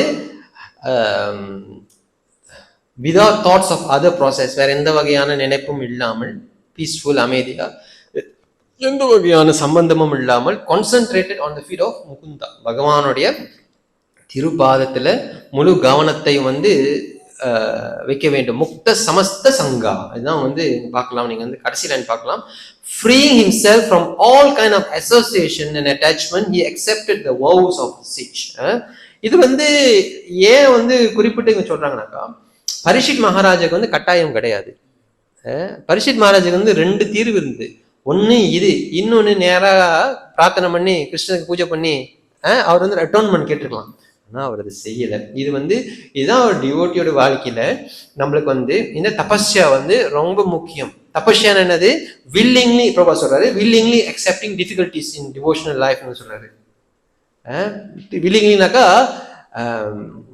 மனப்பூர்வமாக சிரமத்தை வந்து இங்க வந்து அன்னாடிக்கும் வாரம் ஞாயிற்றுக்கிழமை 7 மணிக்கு கரெக்டா வந்து இங்க உட்கார்றது வந்து கஷ்டமான காரியம்தான். இல்ல உண்மையிலேயே பார்க்க போனா நம்ம உடம்பு மனசு சமத்துல வந்து ஒத்துழைக்காது. ஆனா நம்ம என்ன பண்றோம், அதெல்லாம் ஒரு பக்கமா தள்ளி நம்ம வந்து ஸ்டீல் இங்க வரோம். இது வந்து தபஸ்யா. ஏன்னா நீங்க இங்க மனப்பூர்வமா வரீங்க. சோம்பேறியா இருந்தாக்கா நீங்க வராமலும் இருக்கலாம். பிரபு ஸ்ரீஹரி சொன்னார் என்கிட்ட 2-3 வாரத்துக்கு முன்னாடி பாடசாலை முடிஞ்சு அப்படியே வெந்திரிக்கும் போது அப்படியே நினைச்சு போச்சான், அப்படியே கொஞ்ச நேரம் இங்கே ரெஸ்ட் பண்ணிடலான்னு. அதையும் விட்டுட்டு அவர் இங்க வந்து வராரு. இதுதான் வந்து தபஸ்யா. காத்தால் எந்திரிக்கிறதும் அப்படிதான் இருக்கும். அது பெரிய தபஸ்யா. கொஞ்ச நேரம் தூங்கிக்கும், கொஞ்ச நேரம் பரவாயில்ல, இன்னைக்கு பரவாயில்ல, நாளைக்கு எந்திரிக்கும், நாளைக்கு பரவாயில்ல, சனிக்கிழமை ஒரு நாள் தான் எனக்கு லீவு, சனிக்கிழமை மட்டும் தூங்கிக்கிறேன். இது எப்படியே போவோம் பிரபு. சனிக்கிழமை, ஞாயிற்றுக்கிழமை, பப்ளிக் ஹாலிடே, இதெல்லாம் நம்மளுக்கு கணக்கே இல்லை. நம்மளுக்கு கணக்கு என்னது? காத்தால எந்திரிக்கணும், ப்ரோக்ராம் அட்டென்ட் பண்ணணுமா, அது என்ன பண்ணணுமோ நீங்க வீட்டுல பண்ணணும். பப்ளிக் ஹாலிடே வந்து உங்க வேலைக்கு, உங்களுடைய ஆன்மீக பாதைக்கெல்லாம் பப்ளிக் ஹாலிடே யாரும் கொடுக்க மாட்டாங்க பிரபு. அது குருமாரை சொல்லணும், okay you unwell now, you take rest. அது உங்களுக்கு பப்ளிக் ஹாலிடே. சும்மா அகோங்க பர்த்டே, சுல்தான் பர்த்டே, அந்த அன்னைக்கு நான் கொஞ்சம் எக்ஸ்ட்ரா தூங்கிக்கிறேன், உங்களுக்கு வந்து அந்த பப்ளிக் ஹாலிடே எங்க இல்லை. இப்ப நீங்க அந்த பப்ளிக் ஹாலிடே இங்க ஆன்மீகத்துக்கு கொண்டு வந்துட்டீங்கன்னாக்கா, அப்ப நீங்க வந்து இன்னும் அந்த மெட்டீரியல் கான்சியஸ்னஸ் தான் அதிகமா இருக்கிறீங்க. இங்க லீவே இல்லை நம்மளுக்கு. என்ன லீவ் இருக்குதுங்க? லீவே இல்லை. சேவை பண்றதுக்கு சேவை நிறைய இருக்கு, ஆள் இல்லை. அப்ப லீவ் எடுத்துட்டு அப்படி ப்ரோ. அப்போ ஒரு கம்பெனி ஓட்டுறான், மிஷின் ஓட்டுறதுக்கு 2 பேர் இருக்கிறான். அது 2 பேர் விட்டா வேற ஆள் இல்லை. 2 பேர் லீவ் எடுக்க முடியுமா? எடுக்க முடியாது. நம்மளும் எடுக்க மாட்டோம். ஏன்னா லீவ் எடுத்தா வேலை போயிடும். ஆனா இங்க அப்படி கணக்கு இல்லை. எல்லாம் லீவ் எடுத்துட்டு பப்ளிக் ஹாலிடே தான் போட்டுட்டு கடைசி என்ன சொல்லுவோம்? யாருக்கு தெரியும்? கடைசி என்ன சொல்லுவோம்? கிருஷ்ணருக்கு தெரியும் பிரபு அப்படின்றோம். ரைட் தானே? ஸோ பாயிண்ட் என்னன்னாக்கா, பரீட்சித் வந்து இதெல்லாம் வந்து தவிர்த்திருக்கலாம். இவ்வளோ சிரமத்தை வந்து இஸ் வில்லிங்லி அக்செப்டிங். இதான் பிரபுபாதர் சொல்றாரு, டிவோட்டியோட வாழ்க்கையில இது ரொம்ப ரொம்ப ரொம்ப முக்கியம். Willingly accepting difficulties. அந்த அந்த அந்த அந்த சிரமத்தை நம்ம ஏற்றுக்கொள்றதுக்கு முக்கியமான காரணம் என்னன்னா, பகவானுடைய இன்பத்துக்காக, குருவோட இன்பத்துக்காக. நம்மள இதை முக்கியமா புரிஞ்சுக்கணும். ஆக்சுவலி நான் சொல்றதெல்லாம் வந்து பிரபுபாத பிற்போட்டில் வெவ்வேறு இடத்துல நிறைய இடத்துல மாதிரி எழுதியிருப்பாரு. ஸோ நீங்க வந்து பாகவதம் படிக்க படிக்க இது பிரபுபாத பிற்போட்ஸ் இந்த மாதிரி பாயிண்ட்ஸ் பிரபுபாத நிறைய இடத்துல கொடுத்துருப்பாரு. ஸோ நீங்க பாகவதம் வந்து படிக்க படிக்க அது நீங்க எமர்ஸ் பண்ண அதுக்கப்புறம் நீங்க வந்து பிரபுபாத சொல்றது வந்து நம்ம புரிஞ்சுக்கலாம். இப்ப நம்ம எத்தனை ஸ்லோகம் பார்த்துக்கிட்டு இருந்தோம்? 7. ஓகே. ஓகே, 7 முடிச்சிட்டோம். 7ல் வந்து அவர் வந்து முடிவு பண்றாரு, கங்கை கரை ஓரத்துல பிரபு சொன்னாப்புல ஜமுனாவுடைய கனெக்ஷன், அப்புறம் கங்கை என்பது வந்து பகவானுடைய திருவடிய கருண ஒரு சம்பந்தம், இதெல்லாம் வந்து அங்க இருக்குது. அதாவது நல்ல ஒரு சூழ்நிலையை வந்து அவர் ஏற்பாடு பண்ணிக்கிறார். எதற்கு? கிருஷ்ண கதையை கேட்பதற்கு. ஓகே, அப்போ கிருஷ்ண கதையை கேட்கணும்னாக்கா இதெல்லாம் ரொம்ப முக்கியம். இப்ப நவீன காலத்துல என்ன பண்றாங்க, நான் பார்த்ததுல சொல்றேன், என்ன பண்றாங்க, விளக்கெல்லாம் அடிச்சுட்டு மஞ்சள் லைட் தட்டி விட்டுட்டு வெறும் ஒரு சென்ட்டை போட்டுருவாங்க. இந்த என்ன சொல்றது, ஊதுபதி, கோன் ஊதுபதி வாசனையா அப்படியே அந்த வைப்ரேஷனை உருவாக்குவாங்க. அதெல்லாம் போகஸ் பிரபு. நம்ம இந்த ஊதுபத்தியையும் லைட்டையும் நம்பிக்கிட்டு உட்காந்துட்டு இருக்கிறோம். இல்ல, கிருஷ்ணருடைய ஆஸ்பிஷியஸ்னஸ் நம்பிதான் நம்ம உட்காந்துட்டு இருக்கிறோம். அதனாலதான் வந்து நம்ம இதற்கு முக்கியத்துவம் கொடுக்கணும். அந்த சும்மா அந்த ஊதுபத்தி கொளுத்திக்கிட்டு நீங்க பார்க்கலாம் சரி இடத்துக்கு போனா அதெல்லாம், அதாவது அந்த அந்த அந்த அந்த வாசனை, அந்த லைட் அடிச்சிருவாங்க இதெல்லாம். பட் ஓகே, பட் பாயிண்ட் இப்ப அது இல்லை. நீங்க என்னத்த வாசனையை போட்டாலும் என்னத்த லைட் அடிச்சாலும் கான்சென்ட்ரேஷன் வந்து கிருஷ்ணா மேல இல்லைன்னா, இல்ல கிருஷ்ணாவுடைய பிரசன்ஸ் இல்லைன்னா தட்ஸ் நோ பாயிண்ட். ரைட் தானே? இப்போ பாடாங்கசாலை ரோடு வந்து போன வாரம் அதே தரா, இப்ப எப்படி இருக்கு பாடாங்கசாலை ரோடு? சும்மா லோரியும் டிராக்டரும் போயிட்டோம். ஆனா போன வாரம் எப்படி இருந்துச்சு? நீங்களே நேரடியா பாத்தீங்க. ஏன்? பகவான் வந்தனால. இன்னைக்கு போய் நீங்க போய் ஊதுபத்தி கொளுத்தினாலோ இல்ல சூடத்தை காமிச்சாலும் என்ன இருக்கு? No point. அப்போ சென்டர் வந்து எப்பொழுதுமே கிருஷ்ணா குரு. இந்த கோன் சாம்பிராண்டி மஞ்சள் லைட் இதெல்லாம் அதுக்கு வந்து பக்கவாத்தியம் தான், இது மெயின் கிடையாது. நம்ம இந்த டெம்பிள் ரெனோவேட் பண்ணும் பொழுது அந்த இன்டீரியர் டிசைன் அந்த பையன் வந்து வந்தாரு. அவர் சொன்னாரு, அண்ணே ஆக்சுவலி உங்க கோயில்ல வந்து ரொம்ப நேரம் எல்லாம் உட்கார முடியாது போல. என்ன பழைய பில்டிங் அப்போ வந்து அவர் சொன்னாரு, ரொம்ப நேரம் உட்கார முடியாது போல. என்ன ஏன்னாக்கா உங்களுடைய கலர் கொண்ட்ரா சரியில்லை. முன்ன வந்து பர்பிளோ என்னமோ ஒரு கலர், மஞ்சள் என்னமோ இருந்துச்சு, கலர் கொண்ட்ரா சரியில்லை அப்படின்னு வந்து அவர் சொன்னாரு. இப்போ நாங்களும் யோசிச்சோம், இது ஒரு உண்மை. ஆனா முன்னே வந்து 3 மணி நேரம் 3.5 மணி நேரம் கிளாஸ் நடத்திருக்கோம். நம்ம ஆள் உட்காந்து கேட்டுதான் இருந்தாங்க. நம்ம யோசிச்சோம், சொல்றது உண்மையா இருக்கும். சரி, அப்ப எல்லாம் அதுக்கு தகுந்த அப்படியே செட்டப் பண்ணோம். இங்க இருக்கும்போது நம்மளுக்கு வந்து அந்த ஆம்பியன்ஸ், அவங்க சொல்லுவாங்க இந்த டிசைனர்ஸ் பேசுறாங்க ஆம்பியன்ஸா இருக்கணும் அப்படின்னு சொல்லுவாங்க. சரி, ஆம்பியன்ஸா இருக்கணும். ஆனா இல்லையே, ஆம்பியன்ஸ்லாம் பண்ணியாச்சு. சாட்டர்டே ப்ரோக்ராம் எத்தனை பேர் வந்து கேட்குறாங்க? Back to square one. அப்ப பாயிண்ட் என்னது? கிருஷ்ணாஸ் பிரசன்ஸ் தான் அங்க முக்கியம், குருவோடைய மர்சி தான் இங்க முக்கியம். இதெல்லாம் அதனுடைய பக்கவாத்தியம். இதை மெயின் ஆகிட்டு அதை பக்கவாத்தியமா நம்ம ஆக்கக்கூடாது. அப்ப இங்க வந்து பரீட்சித் வந்து நல்ல சூழ்நிலை வந்து அவருக்காக வந்து உருவாக்கிக்கிறாரு. எதற்கு? ஸ்ரீமத் பாகவதம் கேட்பதற்காக. ஓகே, அடுத்து 8வது ஸ்லோகம். இப்போ வந்து பரீட்சித் மகாராஜா வந்து சூழ்நிலை எல்லாம் ஏற்பாடு பண்ணோன்னு அங்க வந்து யாருடைய சங்கமம் இப்ப வந்து அவருக்கு கிடைக்குது நீங்க வந்து பார்க்கணும். இது ரொம்ப முக்கியம். யாருடைய பிரசன்ஸ், யாருடைய அசோசியேஷன், யாரு கூட வந்து அவர் வந்து இதுக்கு மேல பேச போறா அதை வந்து பார்க்கணும். அடுத்து 8வது ஸ்லோகம். யார் யார் அங்க வரா என்ற நீங்க வந்து பார்க்கலாம். 8ல இருந்து 10 வரைக்கும் தமிழ் படிச்சிருங்க யாராச்சும். 8, 9, 10 படிங்க. 8, 9, 10.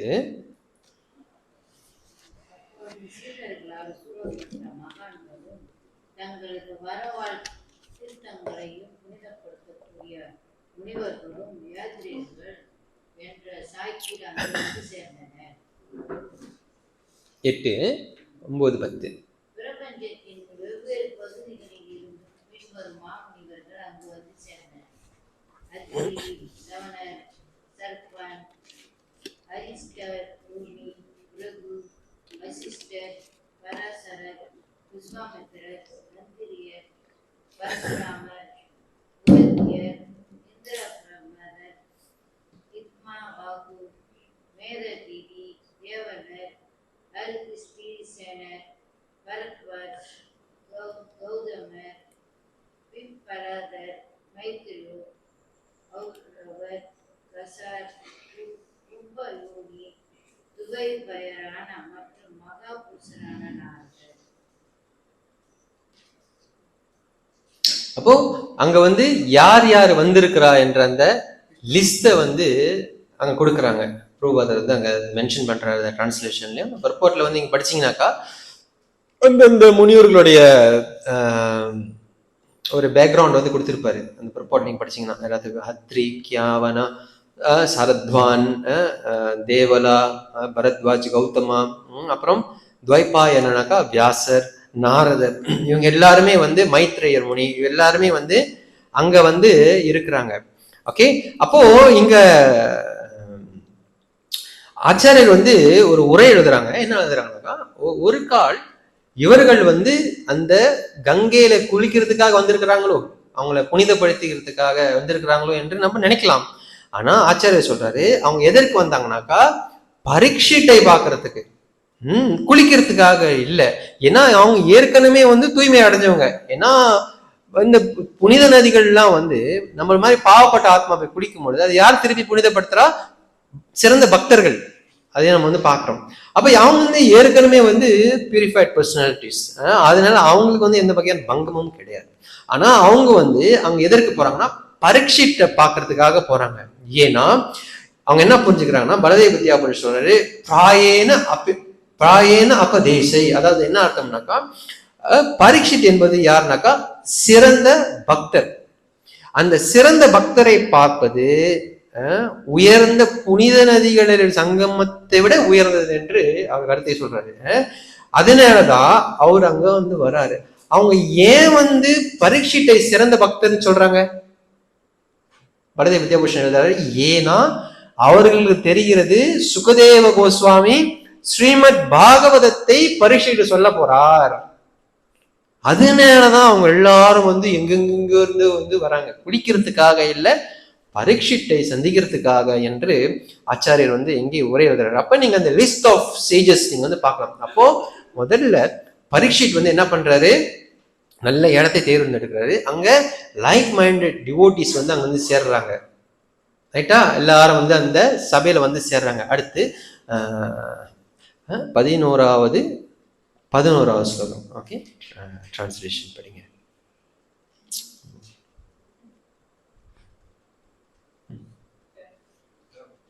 படிங்க. வெவ்வேறு முனிவர்களின் வம்சங்களை சேர்ந்த மற்றும் பல தேவரிஷிகளும் ராஜரிஷிகளும் மற்றும் அருணாதயார்கள் எனப்படும் அரச வம்சத்தின் விசேஷ பிரிவை சேர்ந்தவர்களும் கூட கூறியிருக்கிறார். பேரரசரை வஞ்சித்து சிந்திப்பதற்காக கூடிய அனைவர்களையும் அவர் சிறந்தாழ்த்தி வணங்கி நன்கு வரவேற்றார். அப்போ என்ன பண்றாரு பரீட்சித் வந்து அவங்க எல்லாம் வந்து எப்படி வர வைக்கிறார் என்றதை வந்து காமிக்கிறாங்க. அவரு நினைக்கல, ஐயோ எனக்கு ஒன்னும் 7 நாள் தான் இருக்கு, இவனுங்க வேற வந்துட்டானுங்களே, இவனுங்க கால் வந்து ஏன் நேரம் இல்லை, அவர் நினைக்கல. அப்படி அவருடைய கடமையை கலாச்சாரத்தை வந்து செய்யறாரு, எல்லாத்துக்கும் வந்து மரியாதை பண்றாரு. அவர் வந்து அவருக்கு நான் டைம் வேஸ்ட் பண்றேன் என்று அவர் நினைச்சாரா? இல்லை.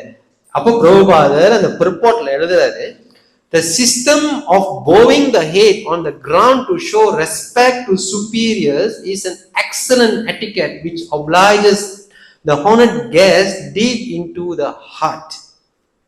அப்போ யாராச்சும் உயர்ந்த பக்தர்கள் வரும் பொழுது ஒபேசன்ஸ்னாக்க காலை தொடணும்னு இல்லை, அது நீங்க தப்பா புரிஞ்சுக்காதீங்க, அது இல்லை, அதை பத்திலாம் அவங்க பேசுறது.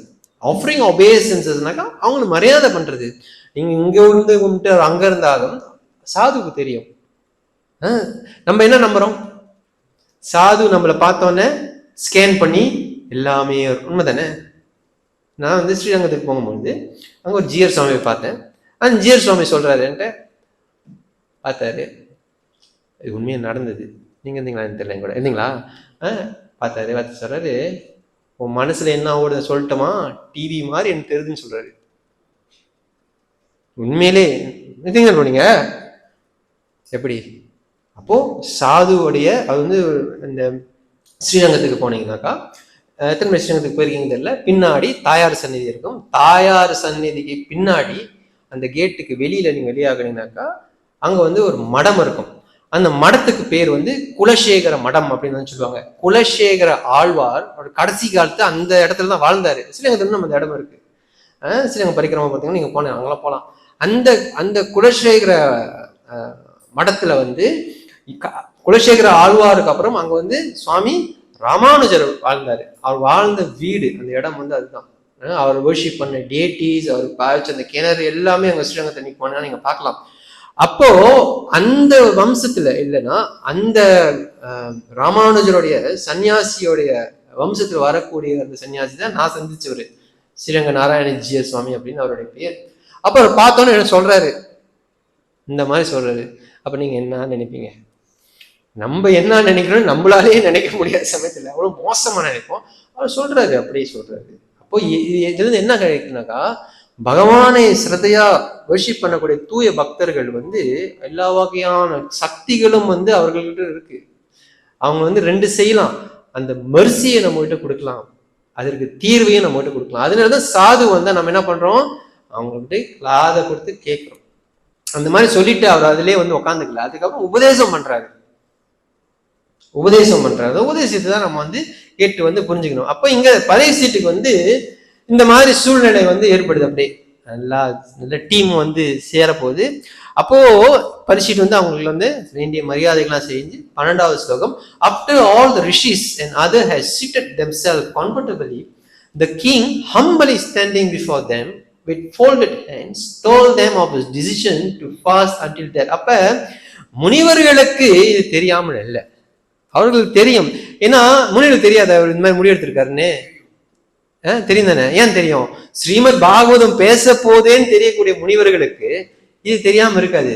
ஆனா பரீட்சித் அவருடைய அந்த பணிவு அந்த காரணத்தினால அவர் வந்து ஒரு தம்பத்துல வந்து சொல்லல, அவர் ஒரு பணிவான ஒரு நிலையில சொல்றாரு, இந்த ஒரு முடிவை நான் எடுத்திருக்கின்றேன் என்று சொல்லி அந்த முனிவர்களுக்கு முன்னாடி என்ன பண்றாரு, கை கூப்பி நிக்கிறாரு என்பது வந்து இந்த ஸ்லோகத்துல நம்ம வந்து பாக்குறோம். பிரபோட் எழுதுறாரு, although the king already decided to fast, he humbly expressed his decision to elicit the opinion of the great authorities. சமயத்துல நம்மள முடிவு எடுத்துருவோம். அந்த முடிவை யார் அங்கீகாரம் பண்ண வேண்டும்? மூத்த பக்தர்கள், சிக்ஷா, நம்மளுடைய ஆன்மீக குரு. நம்மளே முடிவு எடுத்துக்கிட்டு, நம்மளே அத்தாரிட்டியா இருந்துகிட்டு, நம்மளே ராஜா, நம்மளே மந்திரி, அந்த மாதிரிலாம் நம்ம இருக்க முடியாது. பரிசு நினைச்சா செஞ்சிருக்கலாம். சாமி I going to fast for 7 days பரிசு சொல்லிருக்கலாம் இல்லையா? ஆனால் அவர் சொல்லலை. அவர் என்ன பண்றாரு, அவங்களுடைய ஒப்பீனியனை கேட்கிறாரு. ஸோ இங்க நம்ம என்ன புரிஞ்சுக்கணும்னாக்கா, ஒரு டிவோட்டியோட வாழ்க்கையில அத்தாரிட்டி ரொம்ப முக்கியம், டிவோட்டிஸோடைய அசோசியேஷன் ரொம்ப முக்கியம். நீங்க இந்த அத்தாரிட்டியை விட்டுட்டீங்கன்னாக்கா வந்து பிரபு உங்களை வந்து அடிமைப்படுத்துறது அத்தாரிட்டி கிடையாது, தெரியுதுங்களா? நீங்க இதுதான் செய்யணும், இல்லைன்னா அவங்க கொலை பண்ணிடுறாங்க. அதுல அந்த அத்தாரிட்டி பத்தி நம்ம பேசல. நம்ம எந்த அத்தாரிட்டி பேசுறோம்? ஸ்பிரிச்சுவல் அத்தாரிட்டி பத்தி பேசுறோம் நம்ம வந்து. அப்போ நம்ம என்ன பண்ணணும், இந்த ஆன்மீக பாதையில இருக்கும் பொழுது இந்த ஏக்கத்தை வந்து யார் உருவாக்குறா? ஷிலா பிரபுபாதர் உருவாக்குறாரு. ரைட்டா? ரைட் தானே ப்ரோ? இந்த ஏக்கத்தை யார் உருவாக்குறா? பிரபுபாதர் உருவாக்கி இதற்கு ஒரு சிஸ்டத்தை உருவாக்குறாரு. ரைட்டா? ஒரு சிஸ்டம்னா ஒரு செயல்முறை, ஒரு வழிமுறை வந்து பிரபுபாதர் உருவாக்குறாரு. அந்த சிஸ்டத்தை இப்போ உள்ள நவீன காலத்துக்கு கொஞ்சம் மாடிஃபை பண்ணி யாரு? ஜிபிசி என்ன பண்றாங்க, அந்தந்த சூழ்நிலைக்கு ஏற்ப அவங்க அந்தந்த கட்டளைகளை வந்து கொடுக்குறாங்க. ரைட் தானே? அப்போ ஒரு இஸ்கான்ல இனிஷியேட்டிவ் டிவோட்டிஸா இருக்கக்கூடிய நம்ம என்ன பண்ணணும், அந்த அத்தாரிட்டியோடைய வாக்கை நம்ம ஃபாலோ பண்ணணும். சமயத்தில் நம்ம பிரச்சாரம் பண்றது ரொம்ப ஆசை இருக்கலாம், அப்படியே மனசுல இருந்து பொங்கி வெளியே வரலாம் ஆசை. முன்ன வந்து காலத்துல வந்து ஒரு காலகட்டம் 1990s டேட்டிஸ்லாம் எப்போ ரொம்ப வச்சாங்க? 90s முன்னெல்லாம் ஆரம்ப டேட்டிஸ் தான் இருக்கு. 90s தானே? 90sல நீங்க பாத்தீங்கன்னா எல்லா வீட்லயும் டேட்டி வச்சுட்டாங்க. 90s தான் நினைக்கிறேன், சரி ஞாபகம் இல்லை, 90s தான் நினைக்கிறேன். முன்னெல்லாம் இல்லை பிரபு, முன்னெல்லாம் ஒரு படம் வச்சிருக்கோம், அப்படி ரொம்ப சிம்பிளா லைஃப். இப்போ 90sல யாரு ஊருக்கு போனா யாரு வந்தா எனக்கு தெரியல, அந்த வரலாறுலாம் எனக்கு தெரியாது. ஆனா என்ன ஆச்சு, எல்லா பக்தர்களும் விக்கிரக வழிபாடு செய்ய ஆரம்பிச்சிட்டாங்க. ஆனா விக்கிரக வழிபாடு செய்யறதுக்கு முன்னாடி ஆன்மீக குரு கிட்ட முதல்ல பர்மிஷன் கேட்கணும். இது நெக்டர் ஆஃப் டிவோஷன்ல வந்து சொல்லப்படுகிறது. ஆனா இப்ப டிவோட்டிஸ் என்ன பண்ணிட்டாங்க, டேட்டிஸ் எல்லாம் வாங்கி வச்சுட்டு அப்புறம் போய் குரு கிட்ட பர்மிஷன் கேட்கறாங்க. நான் வந்து ஒரு வாட்டி மகாராஷ்டிரா பக்கத்துல இருந்தேன், ஒருத்தர் வந்து இது பழைய கதை, பக்கத்துல இருக்கும்போது சொல்றாங்க இந்த மாதிரி அவங்க போகட்டு சொல்றாரு, எல்லாம் முடிச்சுட்டு வந்து சொன்னா நான் என்ன சொல்றது, அவர் வந்து யோசிக்கிறாரு. அப்போ பாயிண்ட் என்னன்னாக்கா,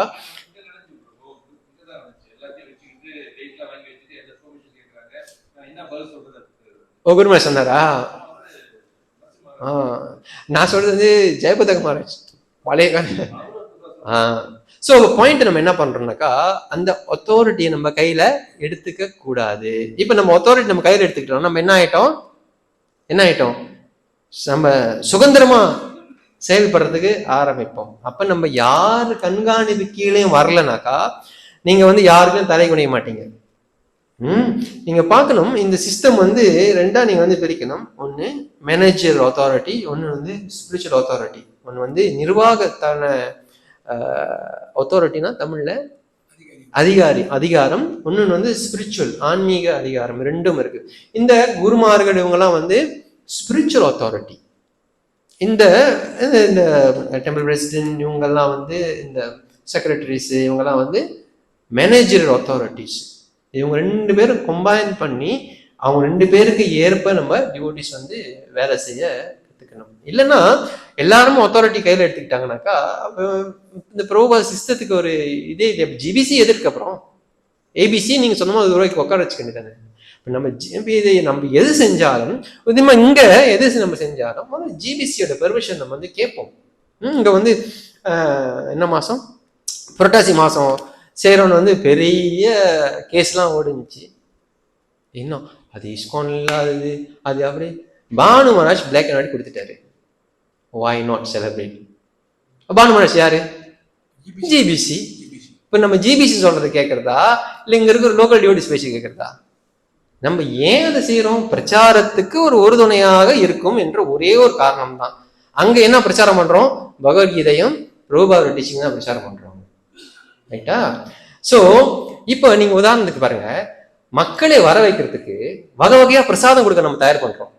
மக்களை வர வைக்கிறதுக்காக மட்டும் வகை வகையா பிரசாதத்தை தயார் பண்ணி மெனியூனா போட்டு வர வைக்கிறோம். ரைட் தானே? அது சரியாக இருக்கும் பொழுது பகவான் செய்ய வழிபாடு எப்படி தப்பாகும்? நீங்களே யோசிச்சு பாருங்க. மக்களை வர வைக்கிறதுக்கு நம்ம என்னென்னமோ முயற்சிகள் பண்றோம் பிரபு, என்னென்னமோ செய்யறோம், தியானம் பண்ணப்போ என்னென்னமோ போட்டு செஞ்சு பார்க்குறோம், so that people come in contact with Krishna consciousness அப்படின்னு. ஸோ இப்போ நம்ம செய்யற வழிமுறை வந்து நேரடியாக பகவானை பூஜை பண்றதும் அவர் பல்லாக்கள் தூக்கிட்டு போறதும் இது எப்படி தப்பாக ஆகும்? இல்லை. அப்போ அதனால நான் என்ன சொல்றேன், என்னோட பாயிண்ட் என்னன்னாக்கா நம்ம எந்த காரியங்கள் எந்த ஆக்டிவிட்டி செஞ்சாலும் ஜிபிசியோட அத்தாரிட்டி இல்லைன்னா லோக்கல் மேனேஜரோட அத்தாரிட்டி நம்மளுக்கு வந்து ரொம்ப முக்கியம். இல்லைன்னாக்கா நம்ம என்ன ஆகுனாக்கா அந்த சிஸ்டத்தை குழப்பிடுவோம், நம்ம அப்படியே குழப்பிடுவோம். அந்த குழப்பத்துக்கு நம்ம ஆளாக கூடாதான் பிரபுபாதர் சொல்றாரு. பரீட்சைக்கு வந்து இந்த மாதிரி அவர் செய்யல. ஏன்னா பிரபுபா சொல்றாரு firmly fixed should be confirmed by some authority. யாருடைய அத்தாரிட்டி, யாருடைய அங்கீகாரம் வந்து ரொம்ப முக்கியம் என்று பிரபுபாதர் வந்து சொல்றாரு. இதற்கப்புறம் அந்த சேஜஸ் கூட வந்து பரீட்சை பேசுவாரு. அதுக்கப்புறம் என்ன வழி அப்படின்னு கேட்பாரு. அப்புறம் சுகதேவ கோஸ்வாமி வந்து வருவார். அது நம்ம லேட் ஆயிரும். நான் போன 13க்கு மேலே. ஸோ நான் இங்கே ஸ்டாப் பண்ணிக்கிறேன். Any question comments? ஏன்னா அது இதோட போனால் கண்டினியூ பண்ணணும். நான் கண்டினியூ பண்ணால் அப்புறம் 10 மணி ஆயிரும். பகல்னா பரவாயில்ல, நைட்டுனா அண்டர்ஸ்டாண்ட். ஸோ நான் ஸ்டாப் பண்ணிக்கிறேன். கேள்விகள் தான் நீங்கள் கேட்கலாம். அவால் மொஹராம் வந்து எல்லாருக்கும்